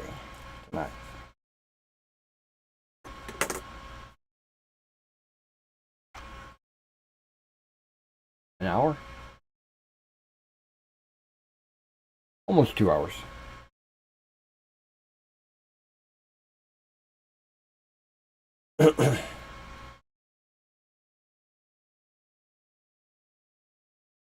Three units in 2 hours? Oof. That's only cav.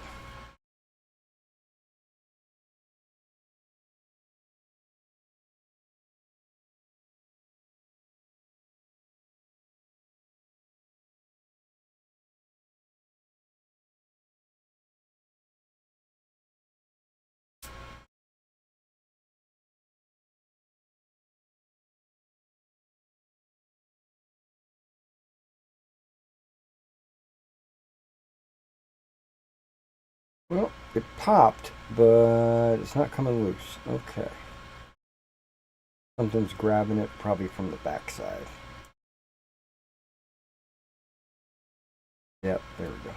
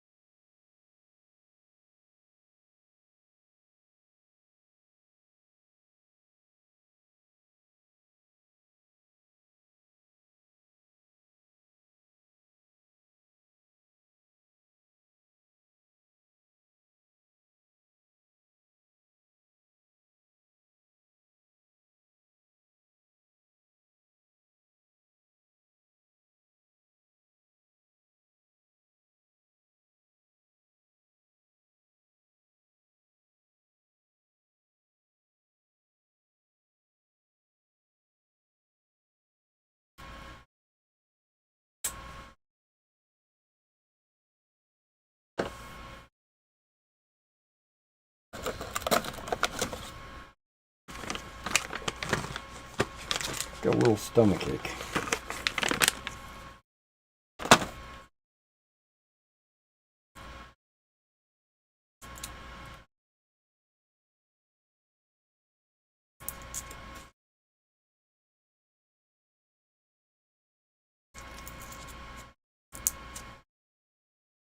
And I figured if I did 1 unit a week, in 1 year I'll have 52 units done.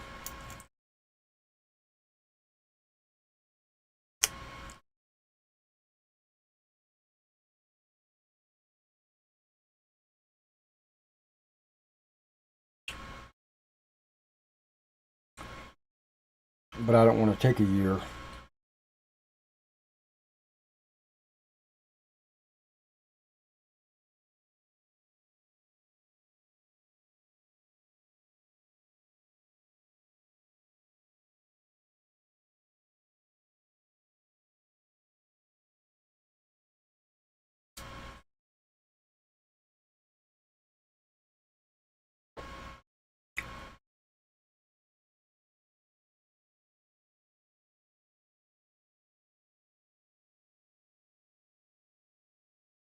So if once a week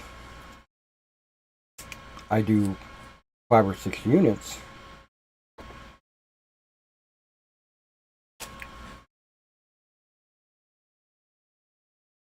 then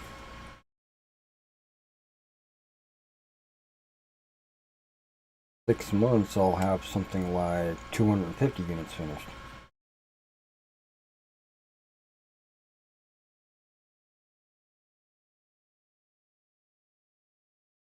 I don't think I need anywhere near that many.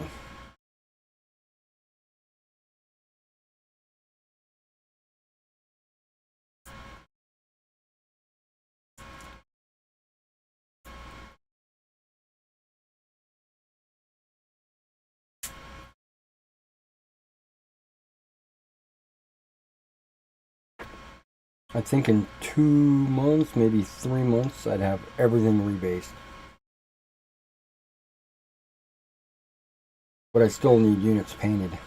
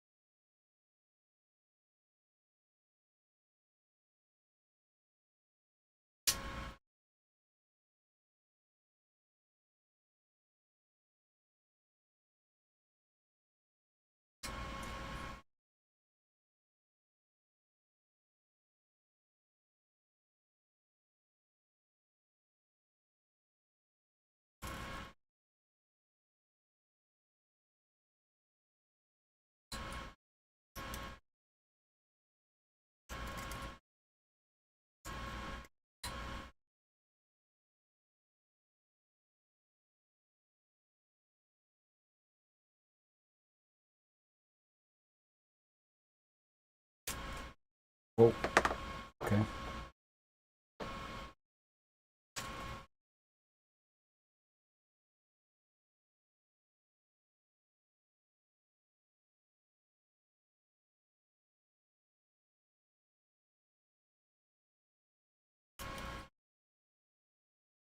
I hope this is the last time I'm going to have to rebase my 15 Napoleonics.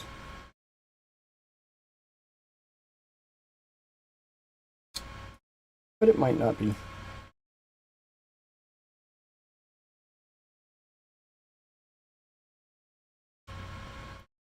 Never know. 10 years from now, I might say, oh, I want to play Napoleon's battles again. That classic war game from the 90s.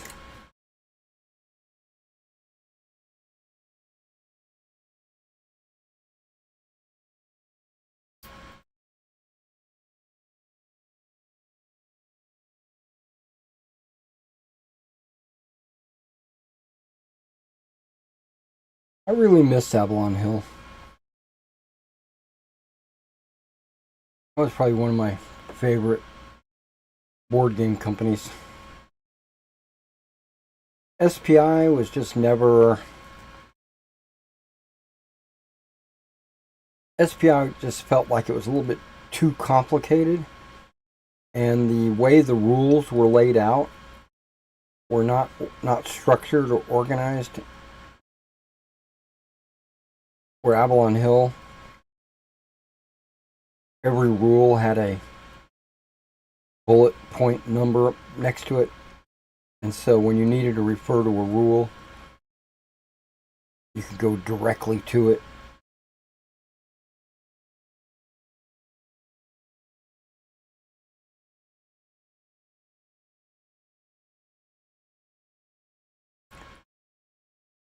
And there were a bunch of other companies trying to get into the board game market, like Yaquinto and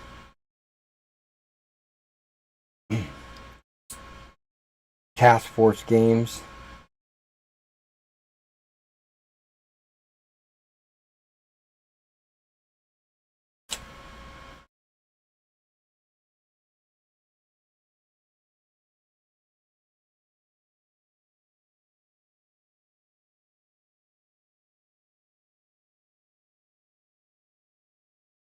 Yaquinto wasn't too bad, actually. The boards and their tokens were kind of shoddy, but the games were fun.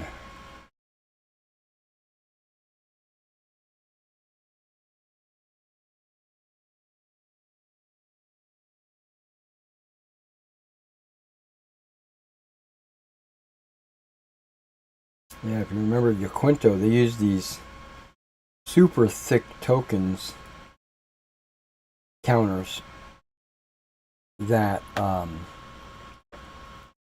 at first glance they would just fall apart.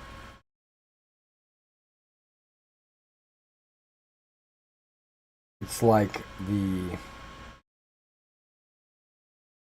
whoever they went through to manufacture them didn't use good glue.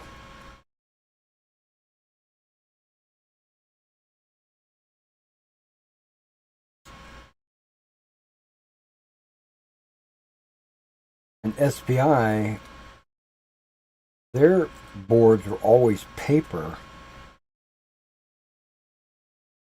and they gave you a counter tray instead of a box.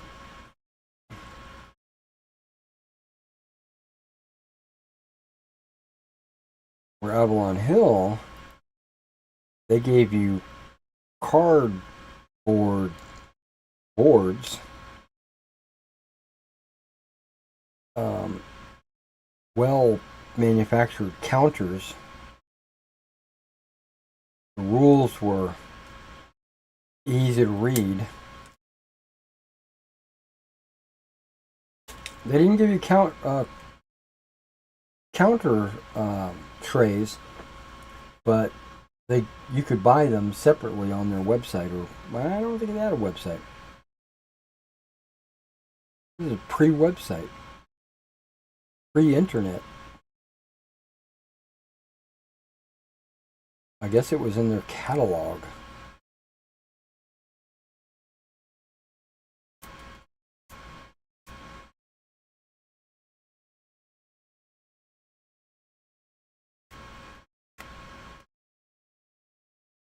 Avalon Hill did their miniature game, which was the Napoleon's Battles, and it was done very well. They gave you cardboard counters, so if you wanted to play right out of the box, you could.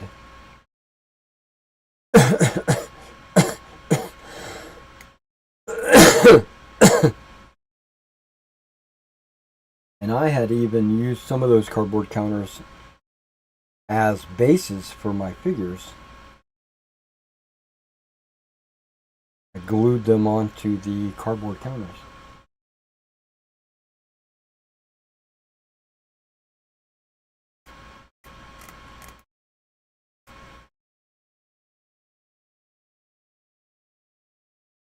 And then they also tried branching out into role-playing games. They had this game called Dragon Quest. That was actually a very good game. It just didn't have any support material. And if you wanted to play it with any of your other games, you had to do conversions. And then eventually they bought like RuneQuest, or the license to do RuneQuest, or something. They messed it up when they bought it. They messed RuneQuest up. They messed the whole RuneQuest. I think they ruined RuneQuest in forever.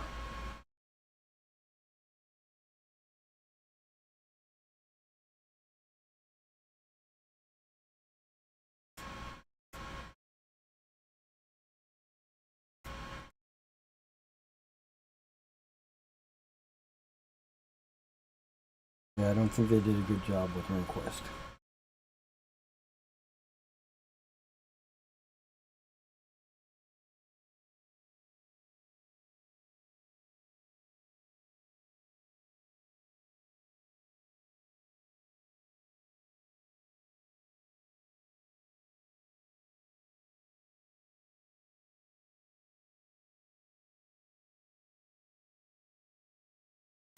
And I remember the day. Wow, I got flock all over my pants. I remember the day that I bought Dragon Quest. I can remember it vividly in my mind. I was in the Army. I was stationed at Fort Campbell. I was in the 101st. I was part of the 101st Pathfinder Company. I had a Ford Escort.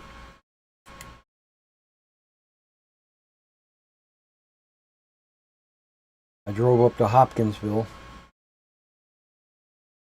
which is about 15 minutes north of Clarksville. So it's not really that far. But it is in Kentucky. And in Hopkinsville, they had a game store called...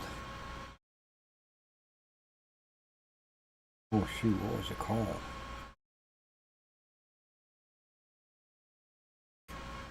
A hobby shop. It was called the Hobby Shop. It was run by a German lady.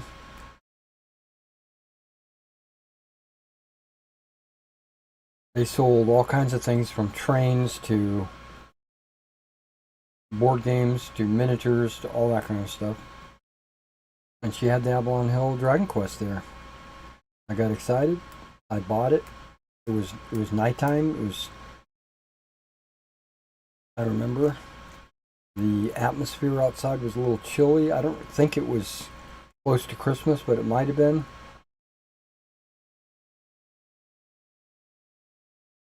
It's weird that I can remember that day vividly.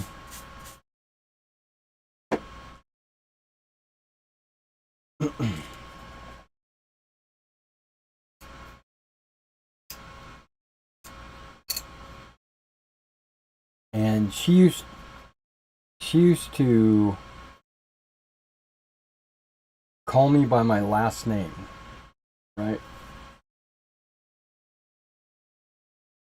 And when she did, she,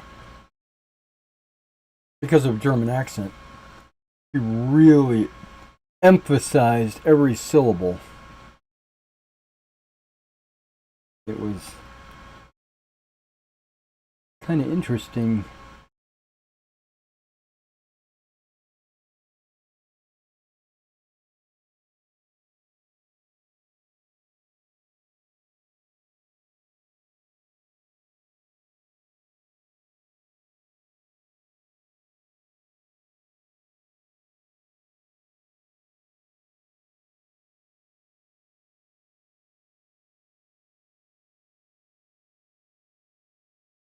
This is going to be very similar to that other Chasseur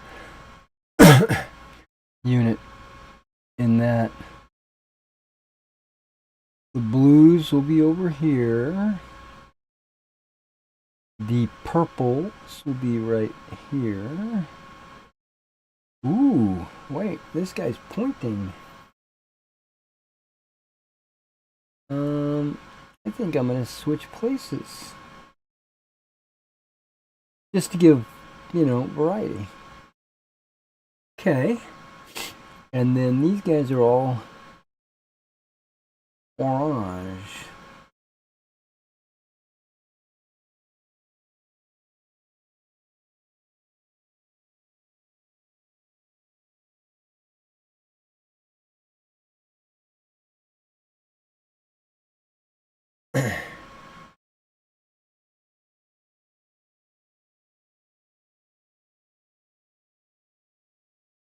Yeah, I like to position my figures exactly where they're going to look the best before I make a decision to commit to that. You know what I mean?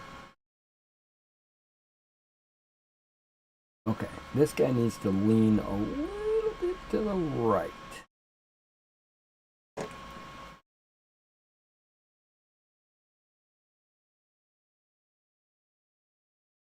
A whole lot, just enough to make him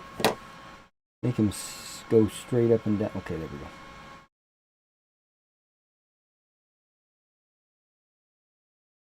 Right. All right, y'all look good.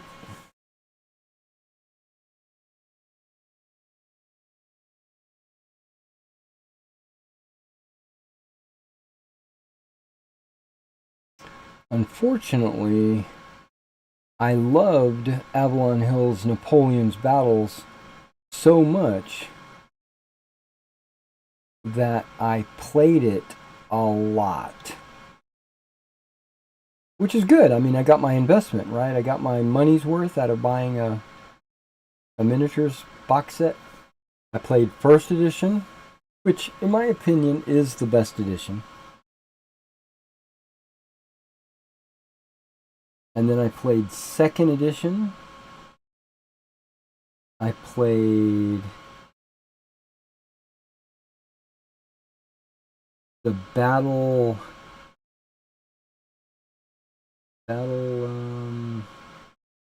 or battalion. There's a company that bought Napoleon's Battles, and I think it's Battalion Games. I played that edition. Played third edition. Fourth edition. I think that's it. Every one of my friends was introduced to Napoleon's Battles in some way or another.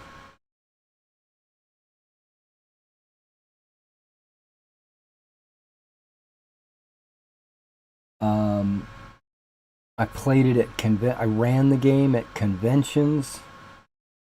I read all the magazine articles.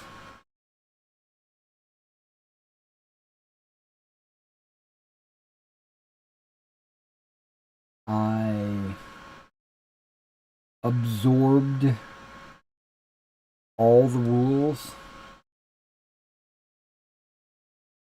There were a few rules that were optional that I preferred not to use.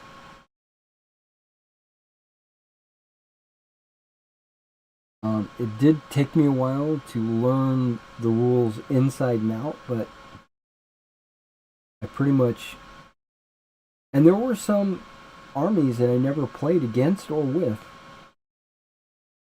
Like, I don't think I ever played an Austrian game. I definitely never played any of the desert stuff, the pyramids.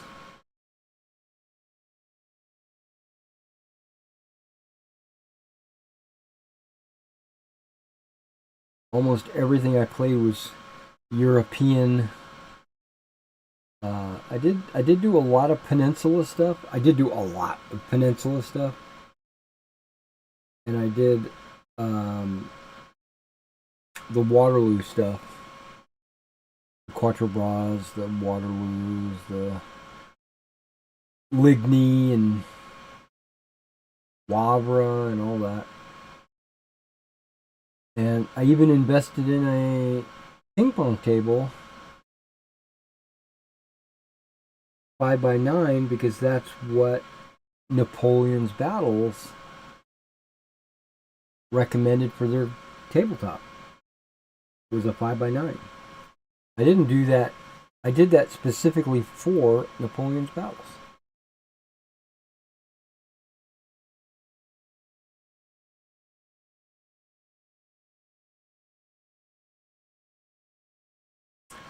But why do I say unfortunately? Well, because I got so good at it that I couldn't find any competition.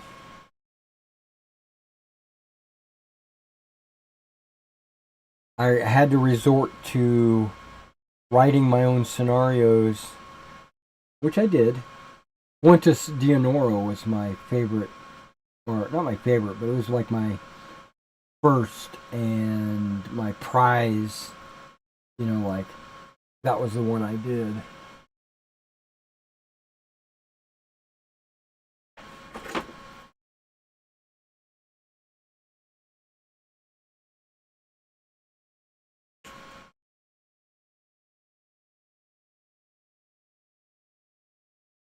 I was proud of it. Let's just say that. I was proud of that scenario.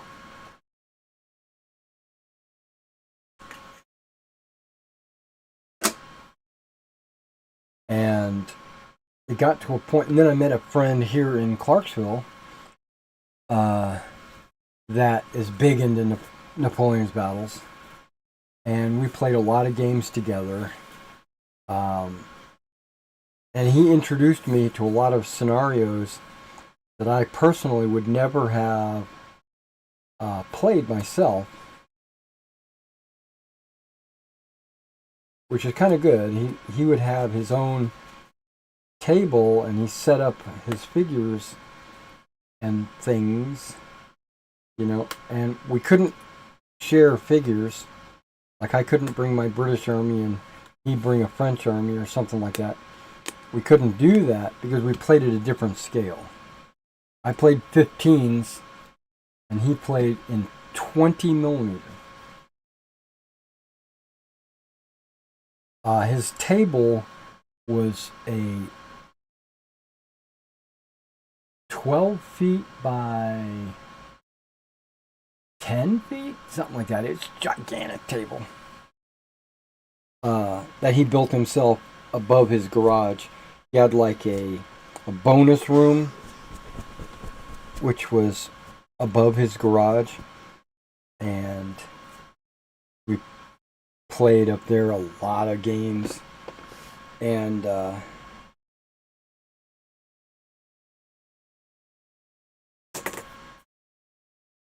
I got to a point where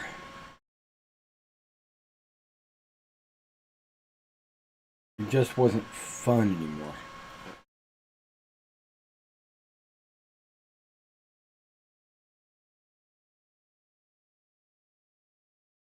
Napoleon's Battles has this one flaw that I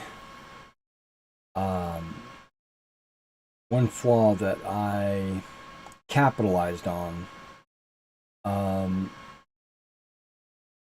I tell everybody about this flaw, and I say, you know, if you want to win, you know, if that's a concern of yours, do this, and you will win every time. And I'll share that with you here in just a second. Go to this. Let's go to my sewers. We got these guys.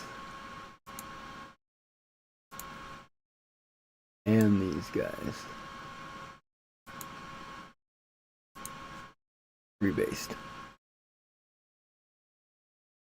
I'm looking forward to doing these dragoons right here. And maybe these cuirassiers. I don't know. These are guard figures. I'm not super excited to do them. But you can see I've got like 1st Battalion, but I don't even have the 2nd Battalion. I'd like to do this whole brigade, and like these. I don't have these 2 battalions. I've got these 2. That doesn't make sense. I don't have the 1st Battalion of the 2nd Light. Again, that doesn't make sense. Because normally when I do a regiment, I do the 1st Battalion first.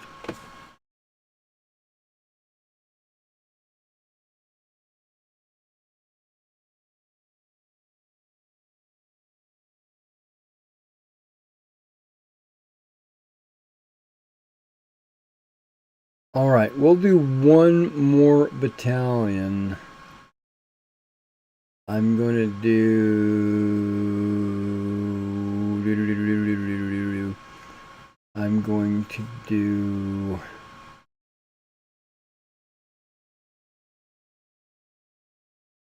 Wait.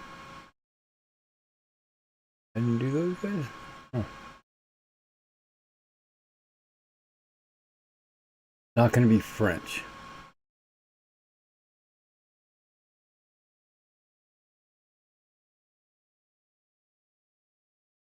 I think I might do one of these guard battalions.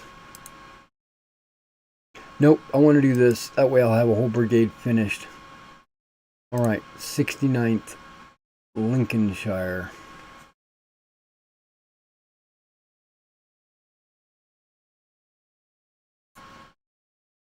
Let me go find those guys.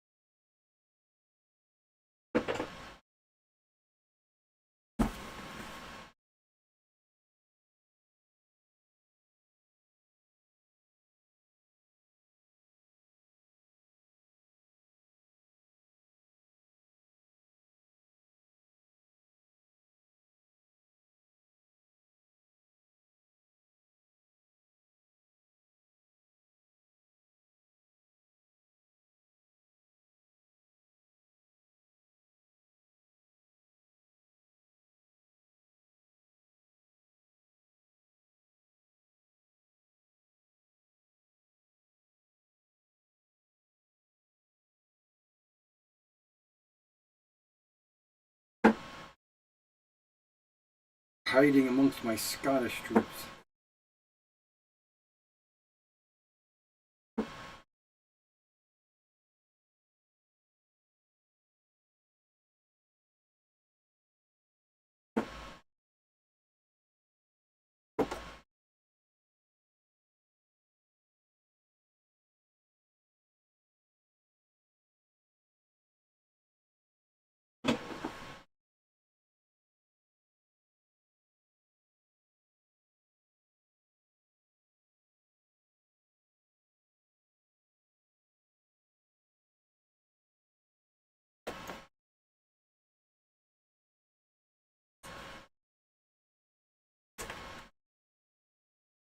These guys are going to be based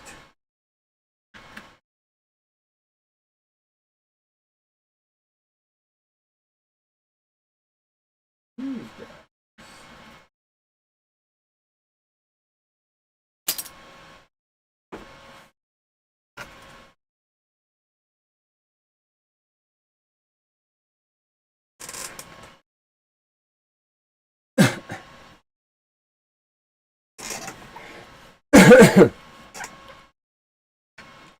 Now, I'm not going to put 69th Lincolnshire on their base. I'm just going to put 69th. I could put 69th foot, but I'm not going to do that. I'm just going to put 69th.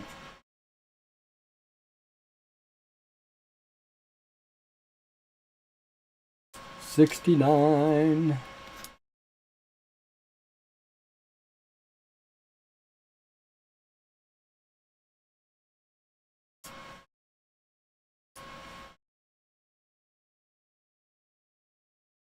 And you notice I put it in the upper left-hand corner because I leave enough space that if I ever wanted to add something like Lincolnshire, I could always do that later.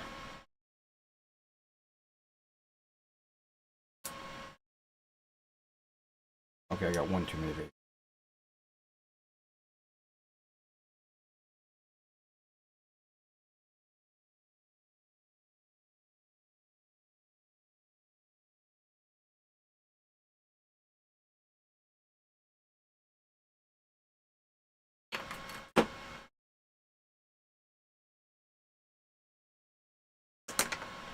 Okay. Let's get some infantry done here. This is a lot harder than the cav. Well, for one reason, there's twice as many figures, and their bases are super tiny, so they don't stand up very well. Now, you can see this guy. These guys are skirmishing or charging, and then this guy is a sergeant. He's got his pike low on these 15mm bases.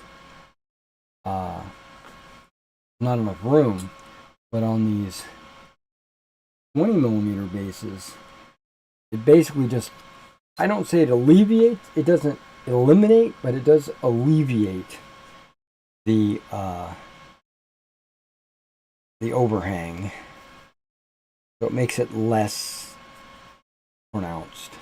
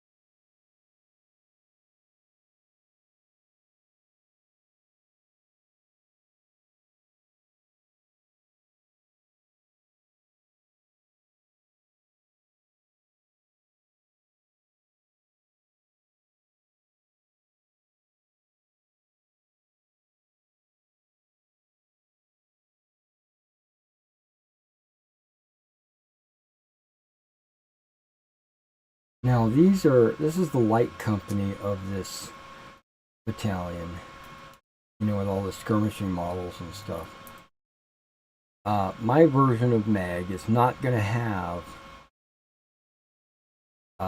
the need for a player. It's not going to have rules for it, for a player to deploy skirmishers.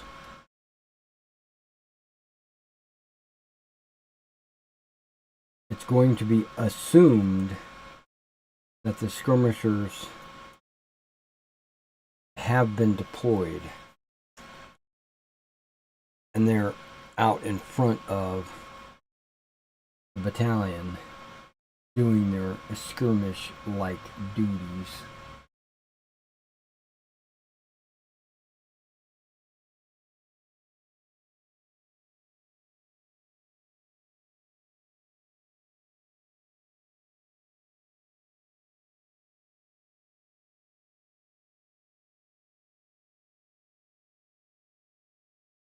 Now, I'm still not sure if I want to use inches or base widths when it comes to measuring.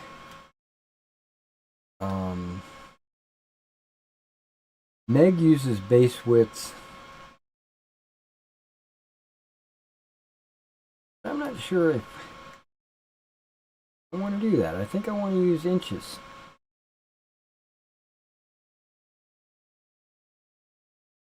That way I can be more precise. Because base widths are 40 millimeters at a pop. And that's kind of too big.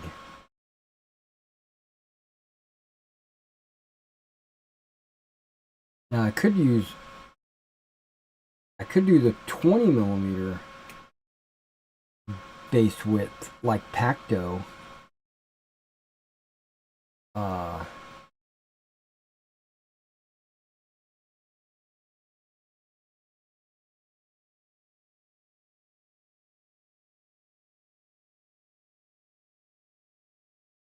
I'm not sure exactly how I want to do that.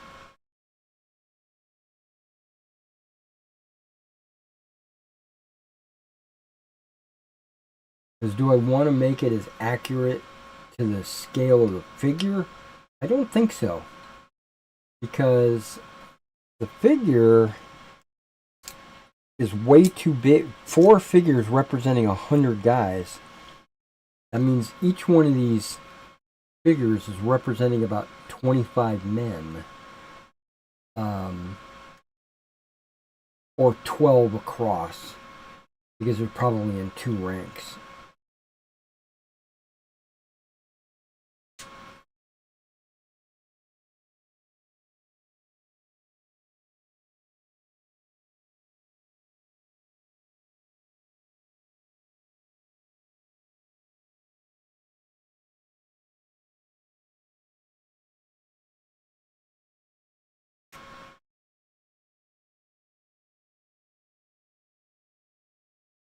And if I say, you know, muskets shoot at 3 base widths and a rifle shoots at 4 base widths, it's not a big enough difference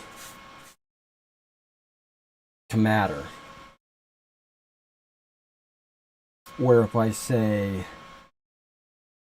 a rifle shoots at, I'm sorry, a musket shoots at 4 inches and a rifle shoots at 6 inches, that's a big difference.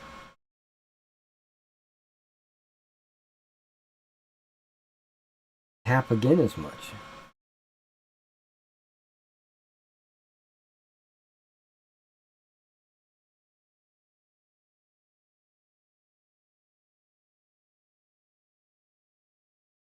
But that's also too large of a range for a musket.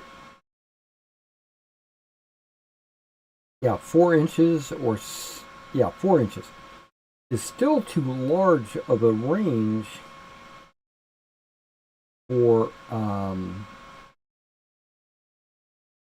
the size of the bases. If a base is a company, 100 men, then 4 inches is kind of far.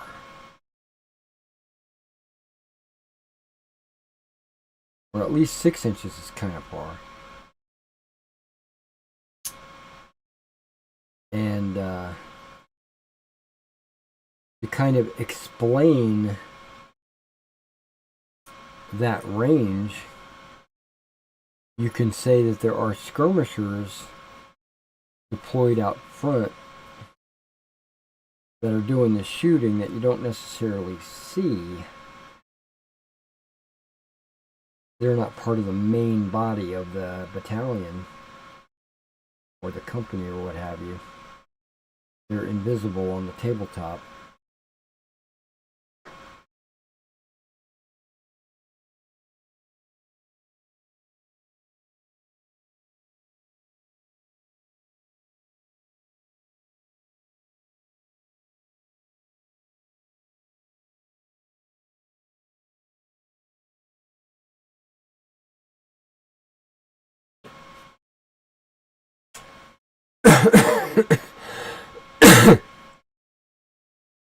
One reason why I don't want skirmishers on the table, it'll become confusing.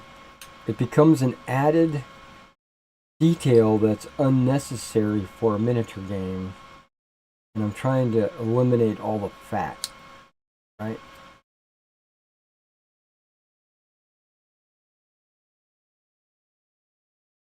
Speaking of which, I'm starting to get a little hungry. I haven't had dinner yet. That's why I'm thinking this is going to be the last unit before I go eat something.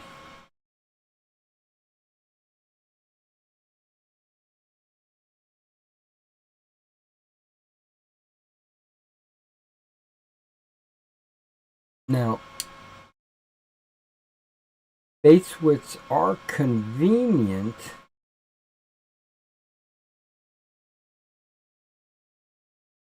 but not overly so. They're not, I don't think I'm going to do base widths. I think I'm going to do inches. Units will move inches. Units will shoot inches.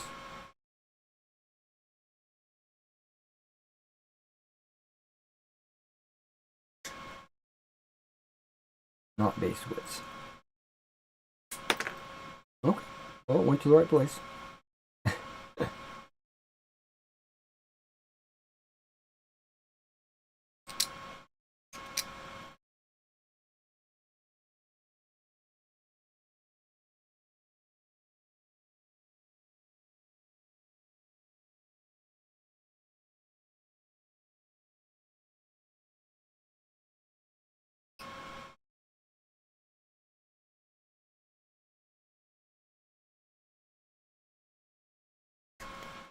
Whoa, okay.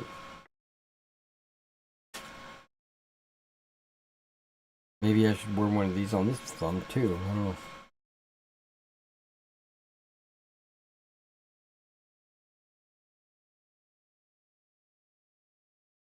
And I think everybody's pretty much comfortable with measuring and shooting with inches. It's not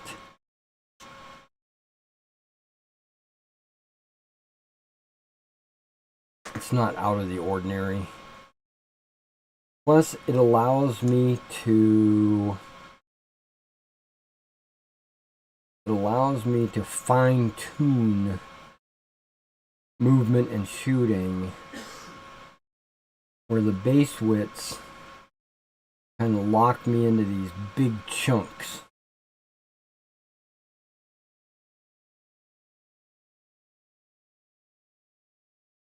Now I might do a combination of base widths for movement and inches for shooting. Okay, I'm just cutting into this base. See if I can get under it.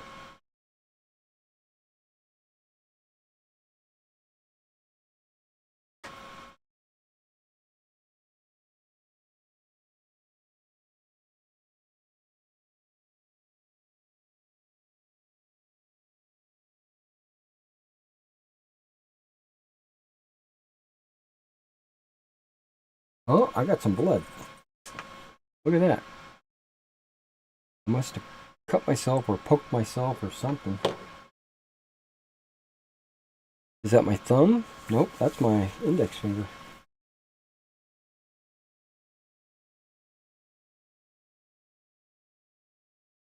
Oh, I see where it is.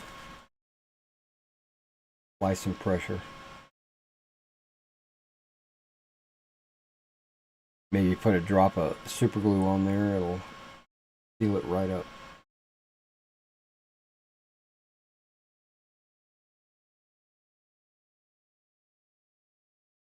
And I got to almost 5 units without poking myself.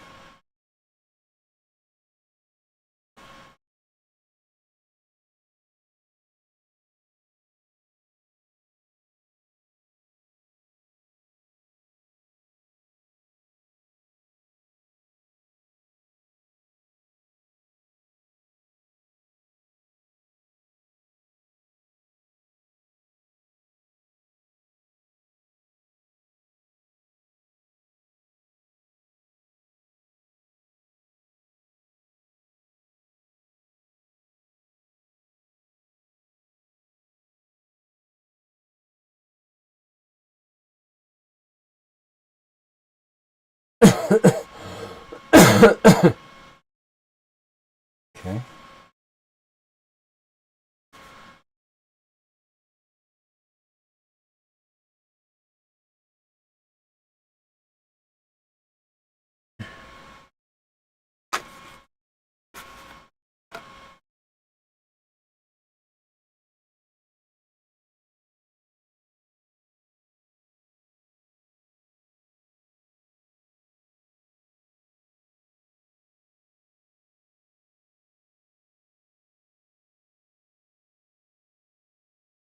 There was something I learned when I was doing research for my Harn game, right? Yeah,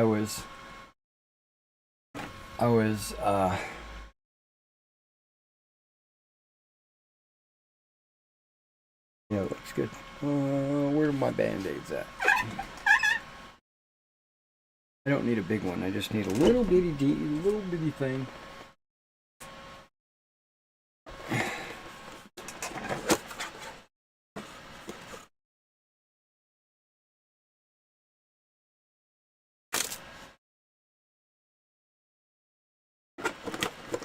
So I did some research on wounds in the real world, because I wanted to simulate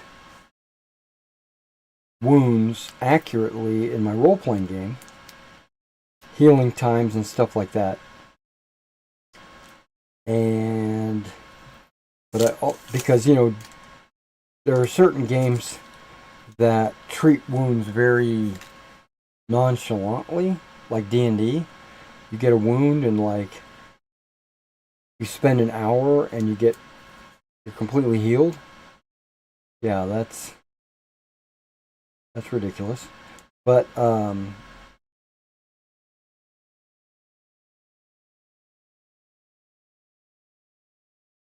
so I did some research in how long it takes wounds to heal and what are the best ways to make them heal the best, the fastest, and stuff like that. And I learned something through my researches,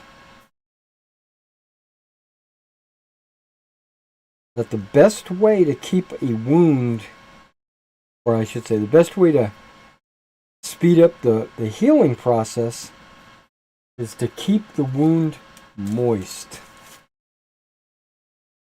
I was like, what? I had never heard that before. I'm not a doctor or anything.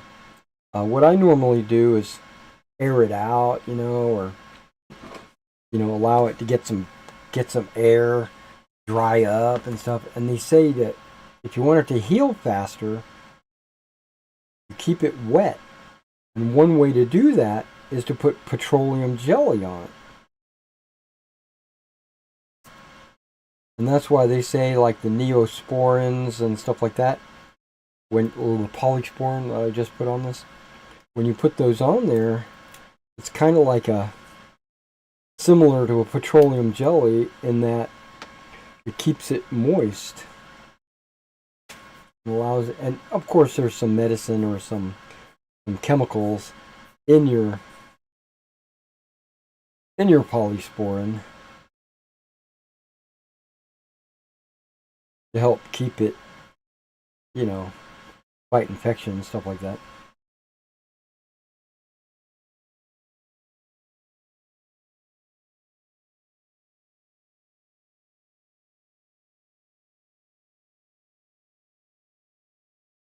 They say a cut normally takes about a week to heal. If the person is in good health or, you know, taking care of his injury, in about a week, a cut will pretty much heal up. Not an hour. And if it's severe enough, you know, like a gash or a major cut, you know, many inches into your skin or whatever, it's going to take longer, obviously. Not overnight long rest. An 8-hour rest, you get all of your health back. That's ridiculous.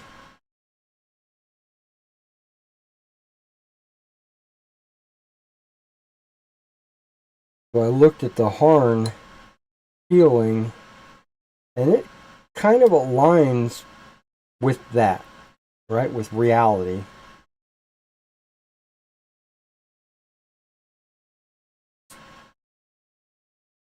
So I had to step in, modify it, because I think natural healing is too slow. Or, man, I'm tearing this guy up. Am I? Am I tearing this guy up? I gotta get underneath his base. There we go.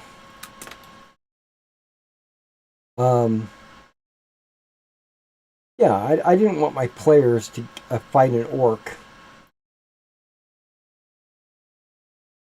get a gash across their arm,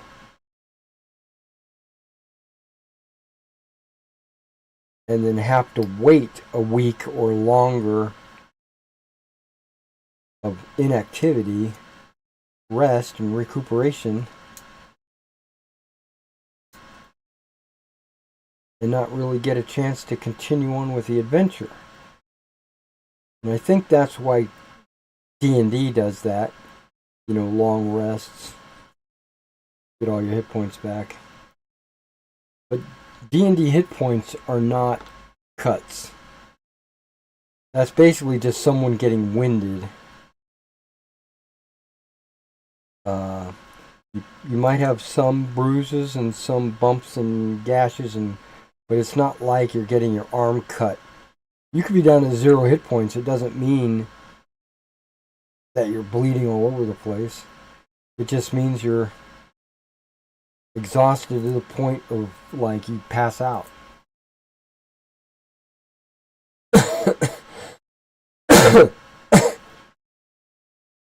And that's how you get your hit points back, by resting. Or in Harn, it's actual cuts and blood loss and stuff like that.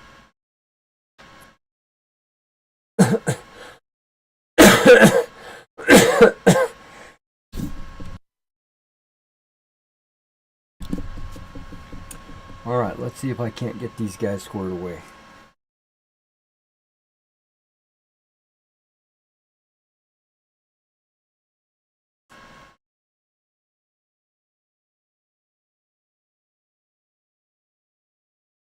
Okay.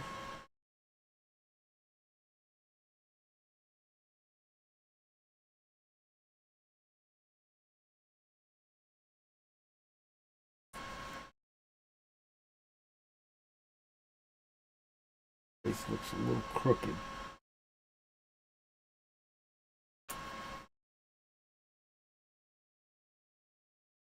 it's okay.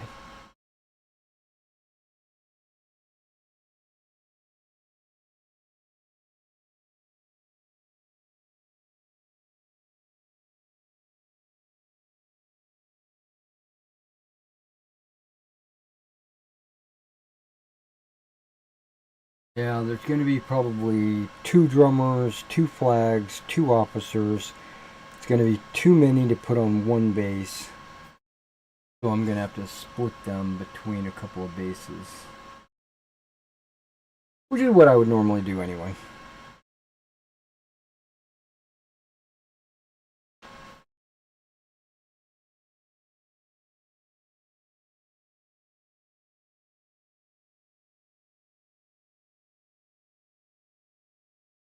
Oh, much better.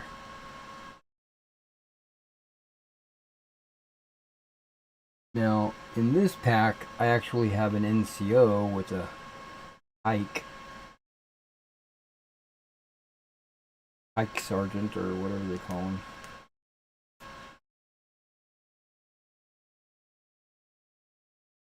Color Sergeant.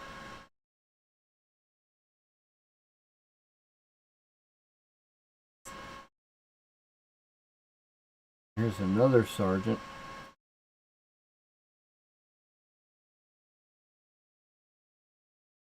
And you can tell they're sergeants because they're wearing these maroon sashes around their waist.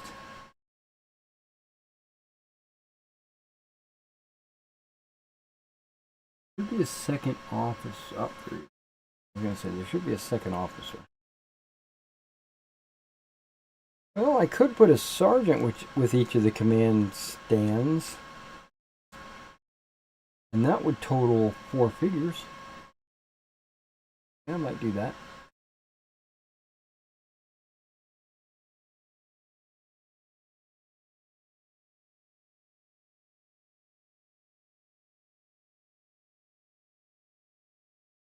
Now the light company, they've got their green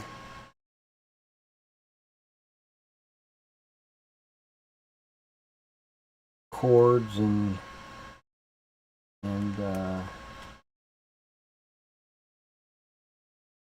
plume.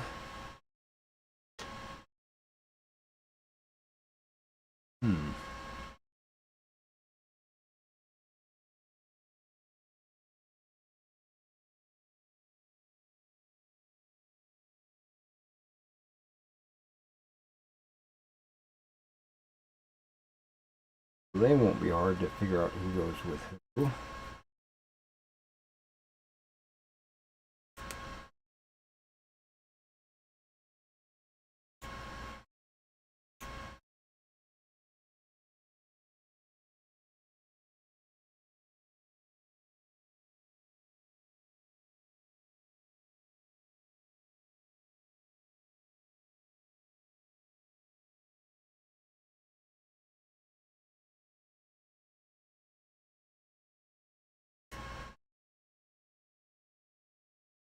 Now these center companies, okay, he might not stand. Yeah, the center companies all have that red and white plume.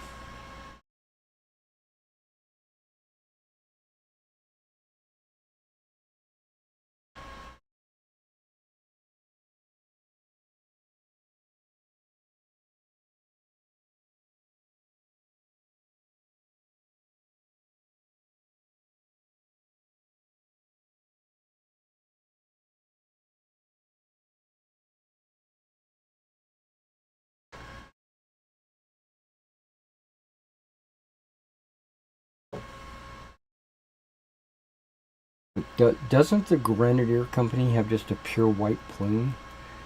I could be wrong on that. They might also wear the red and white plume, but they just have the gold wings.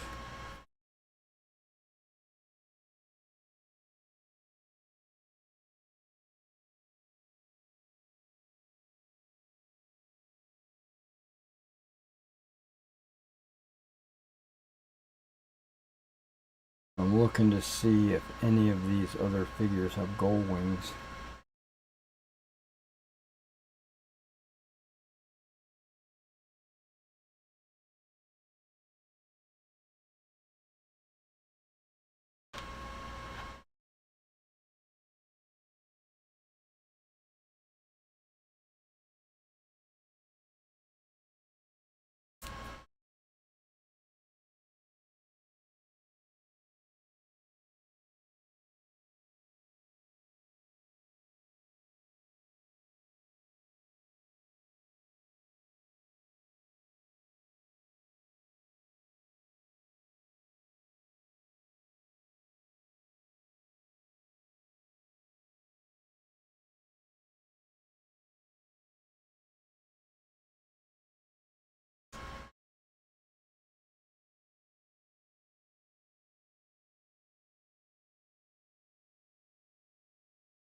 Now I'm being conscious of what their poses are, because I want to kind of spread the poses around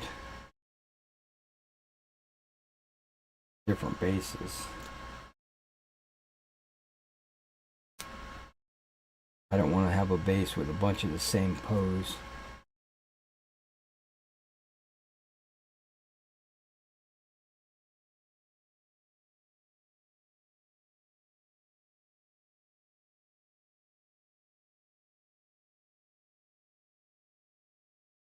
But if I did, it wouldn't be the end of the world.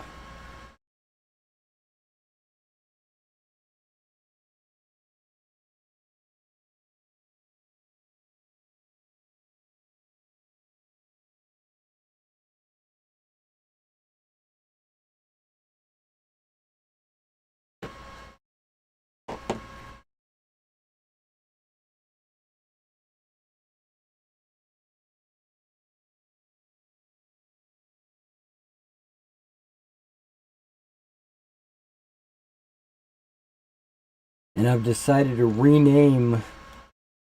This is a movement rule that I've latched on to. It's going to be called the battalion move. No, brigade move, and not a group move. I'm not going to call it a group move. I'm going to call it a brigade move. And units from the same brigade, as long as they are within a number of inches from their brigade commander, will be able to perform brigade moves. And if you're outside his zone of control, then you can't be given a brigade movement order. You would have to be given an individual unit movement order.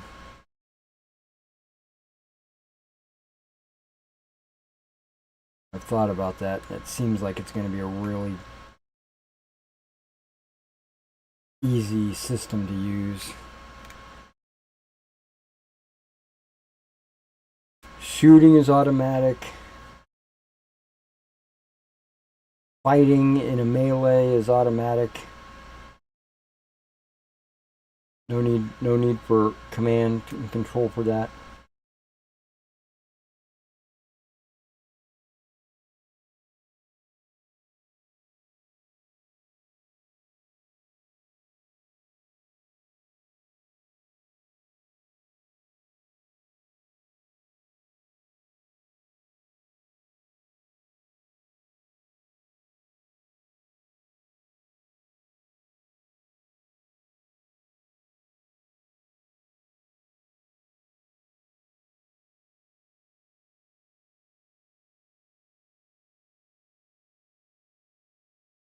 Okay, everybody can stand.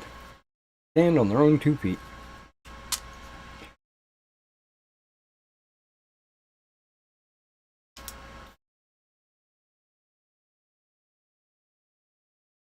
Remember, I'm going to give them incentive to be 2 ranks deep. Not going to be a requirement, There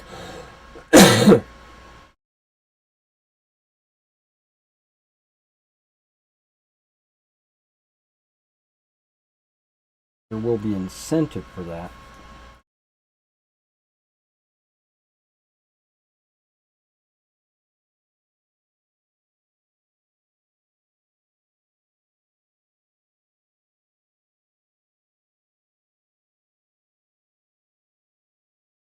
I think I'm going to flag him 2 over on the right.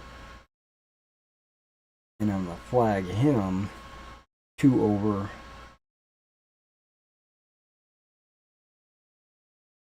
like from the left, from the right. That way he's flying on the right side and he's flying on the left side. That's what I'm thinking.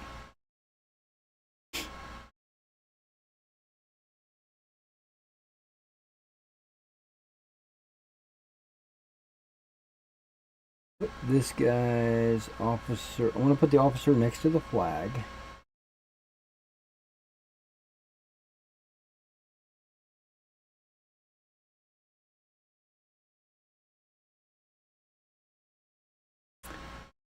And same on this one.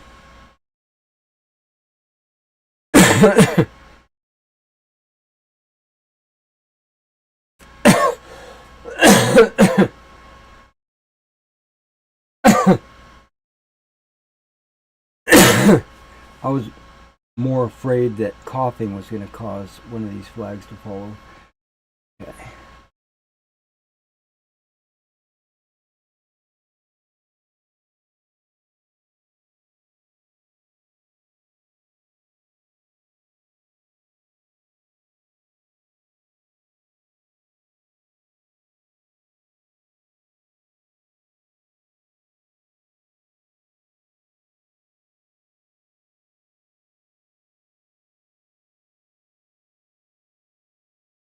And that way the drummer is always next to the officer. Okay, this guy looks like he's standing. He's going to be back here. This guy looks like he's marching. He's going to be in the front.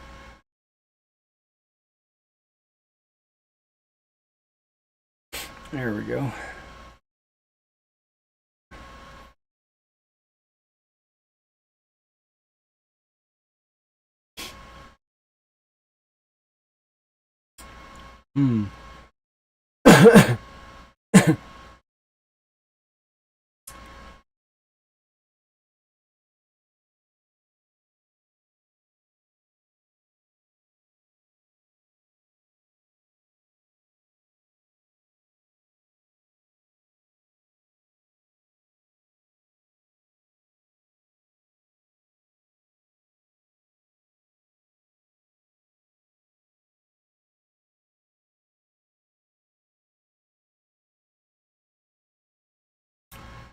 Where?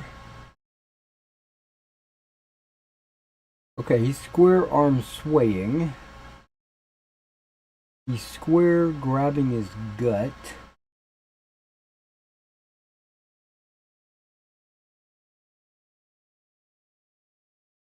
Oh, wait. He is square arm swaying as well.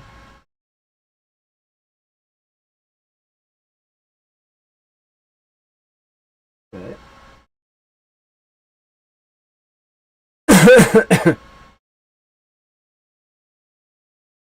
Leaning, holding his musket. Leaning, holding his musket.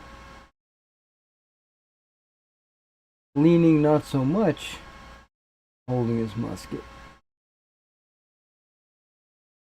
Like an oval base. Oval, hand in his pockets.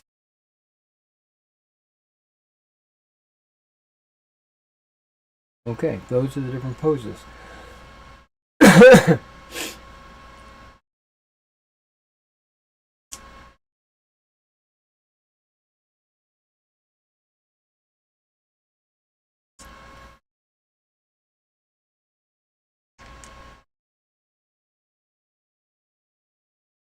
Putting the glue closer to the back of the base.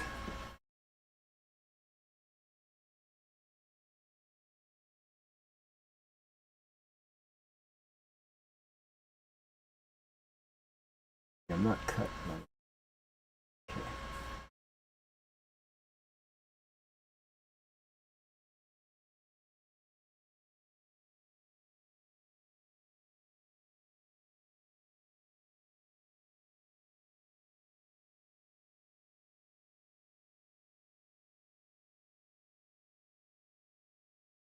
This guy looks like he's reloading.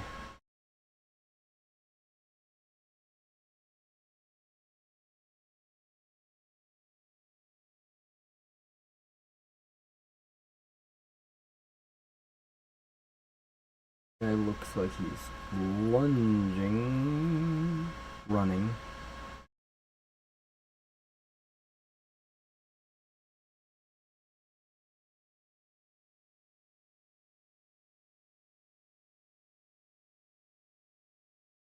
He looks like he's just ready to go.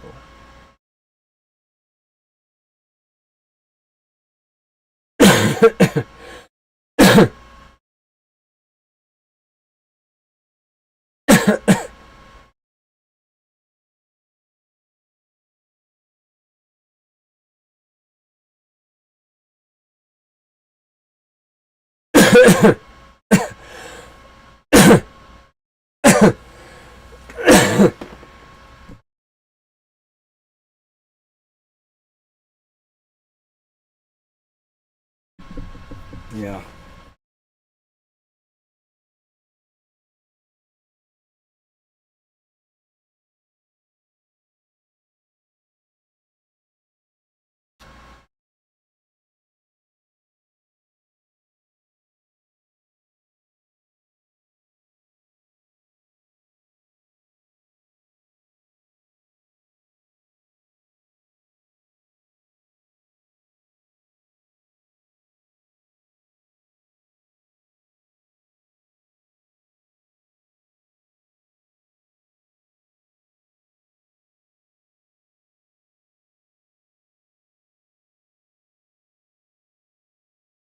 Okay, let's just do the command stands here.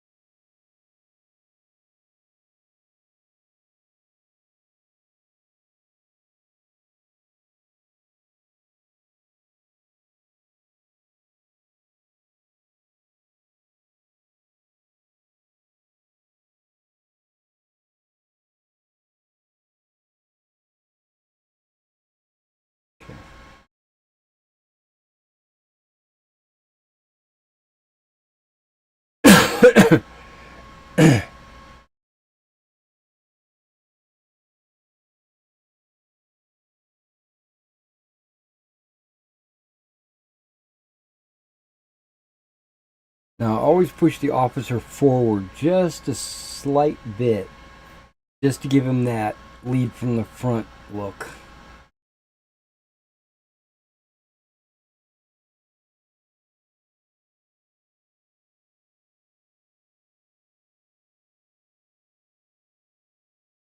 Okay.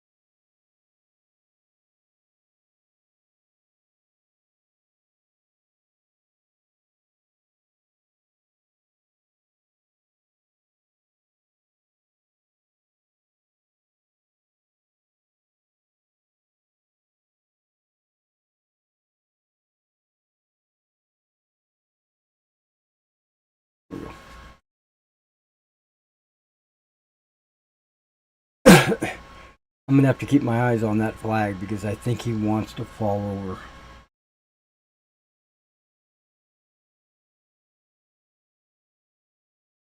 Now I've got this spear sticking out,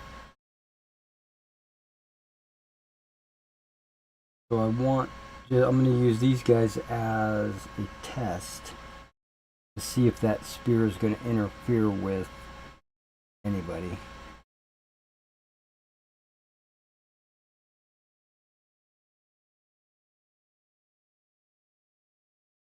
Doesn't look like it.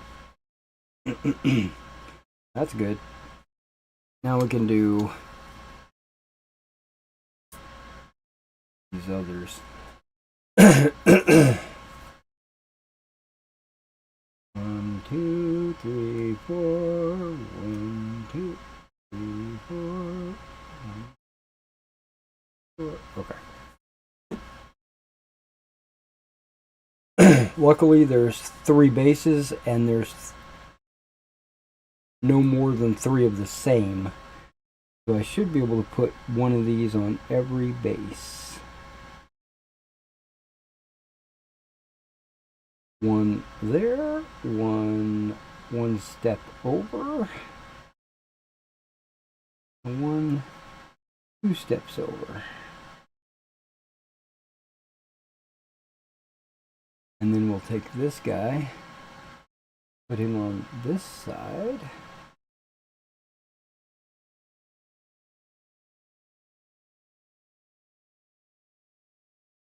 Now I'm not going to put him there because that would mean it would look exactly like this, just off center. So I'm going to switch him to the complete other side. And then there.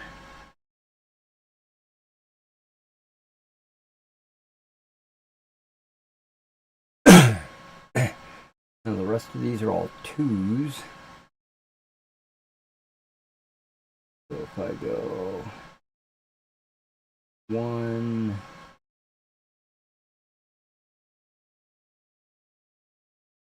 2, should be good.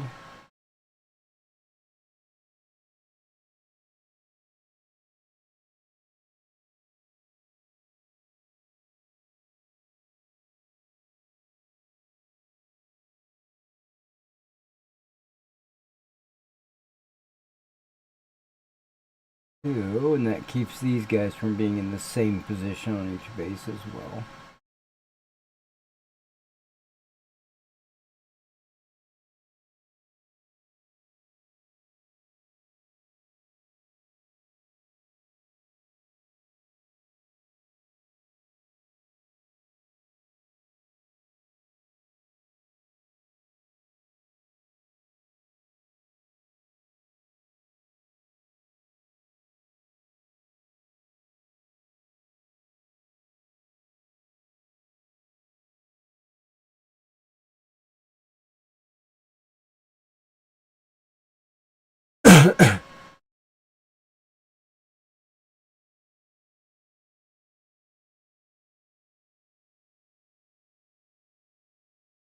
Yep, no problem.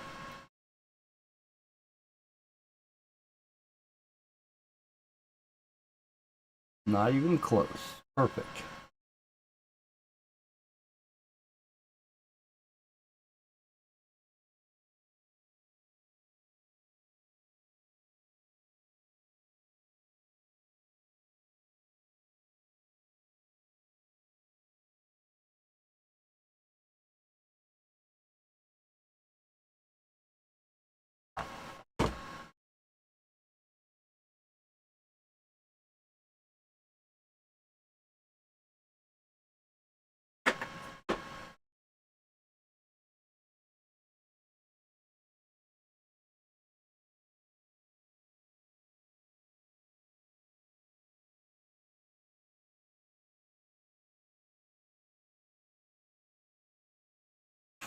All right.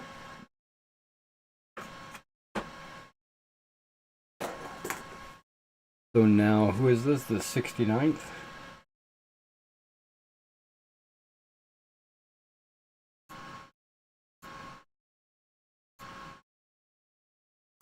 These guys right here.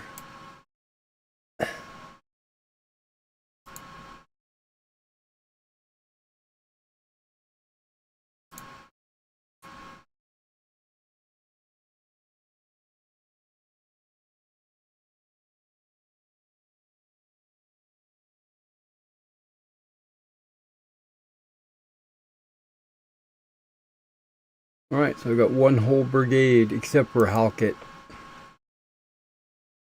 But I don't think I'm going to rebase him, actually. I think I'm going to leave him with his round base.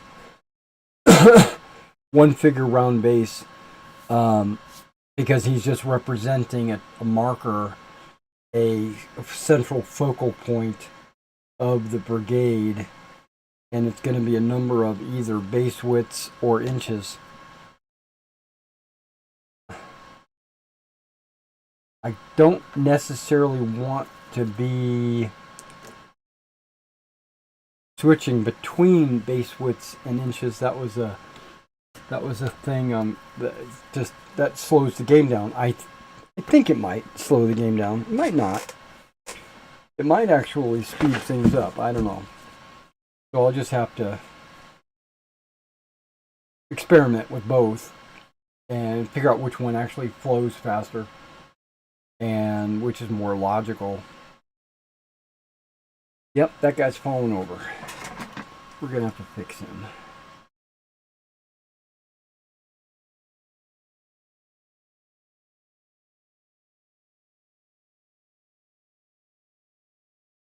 Yeah, he's leaning on this sergeant.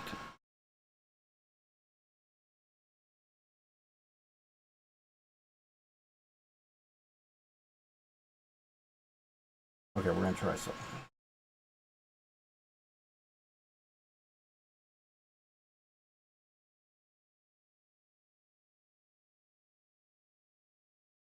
Yeah, that little piece of his base is not helping him out. Oh yeah, it's bent up.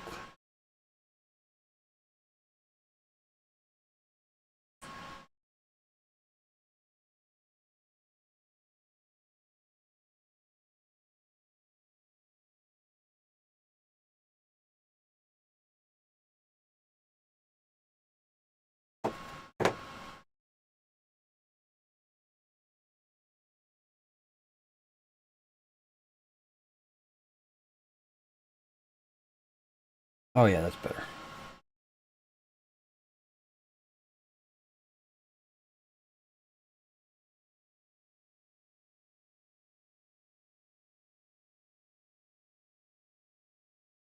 Yeah, he fell right into place.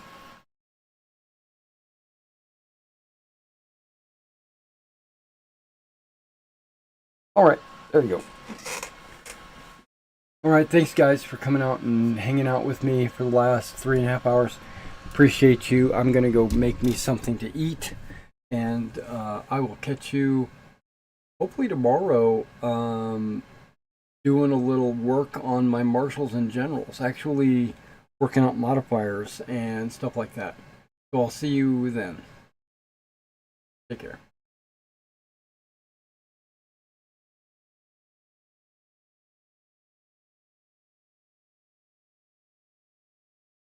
He was what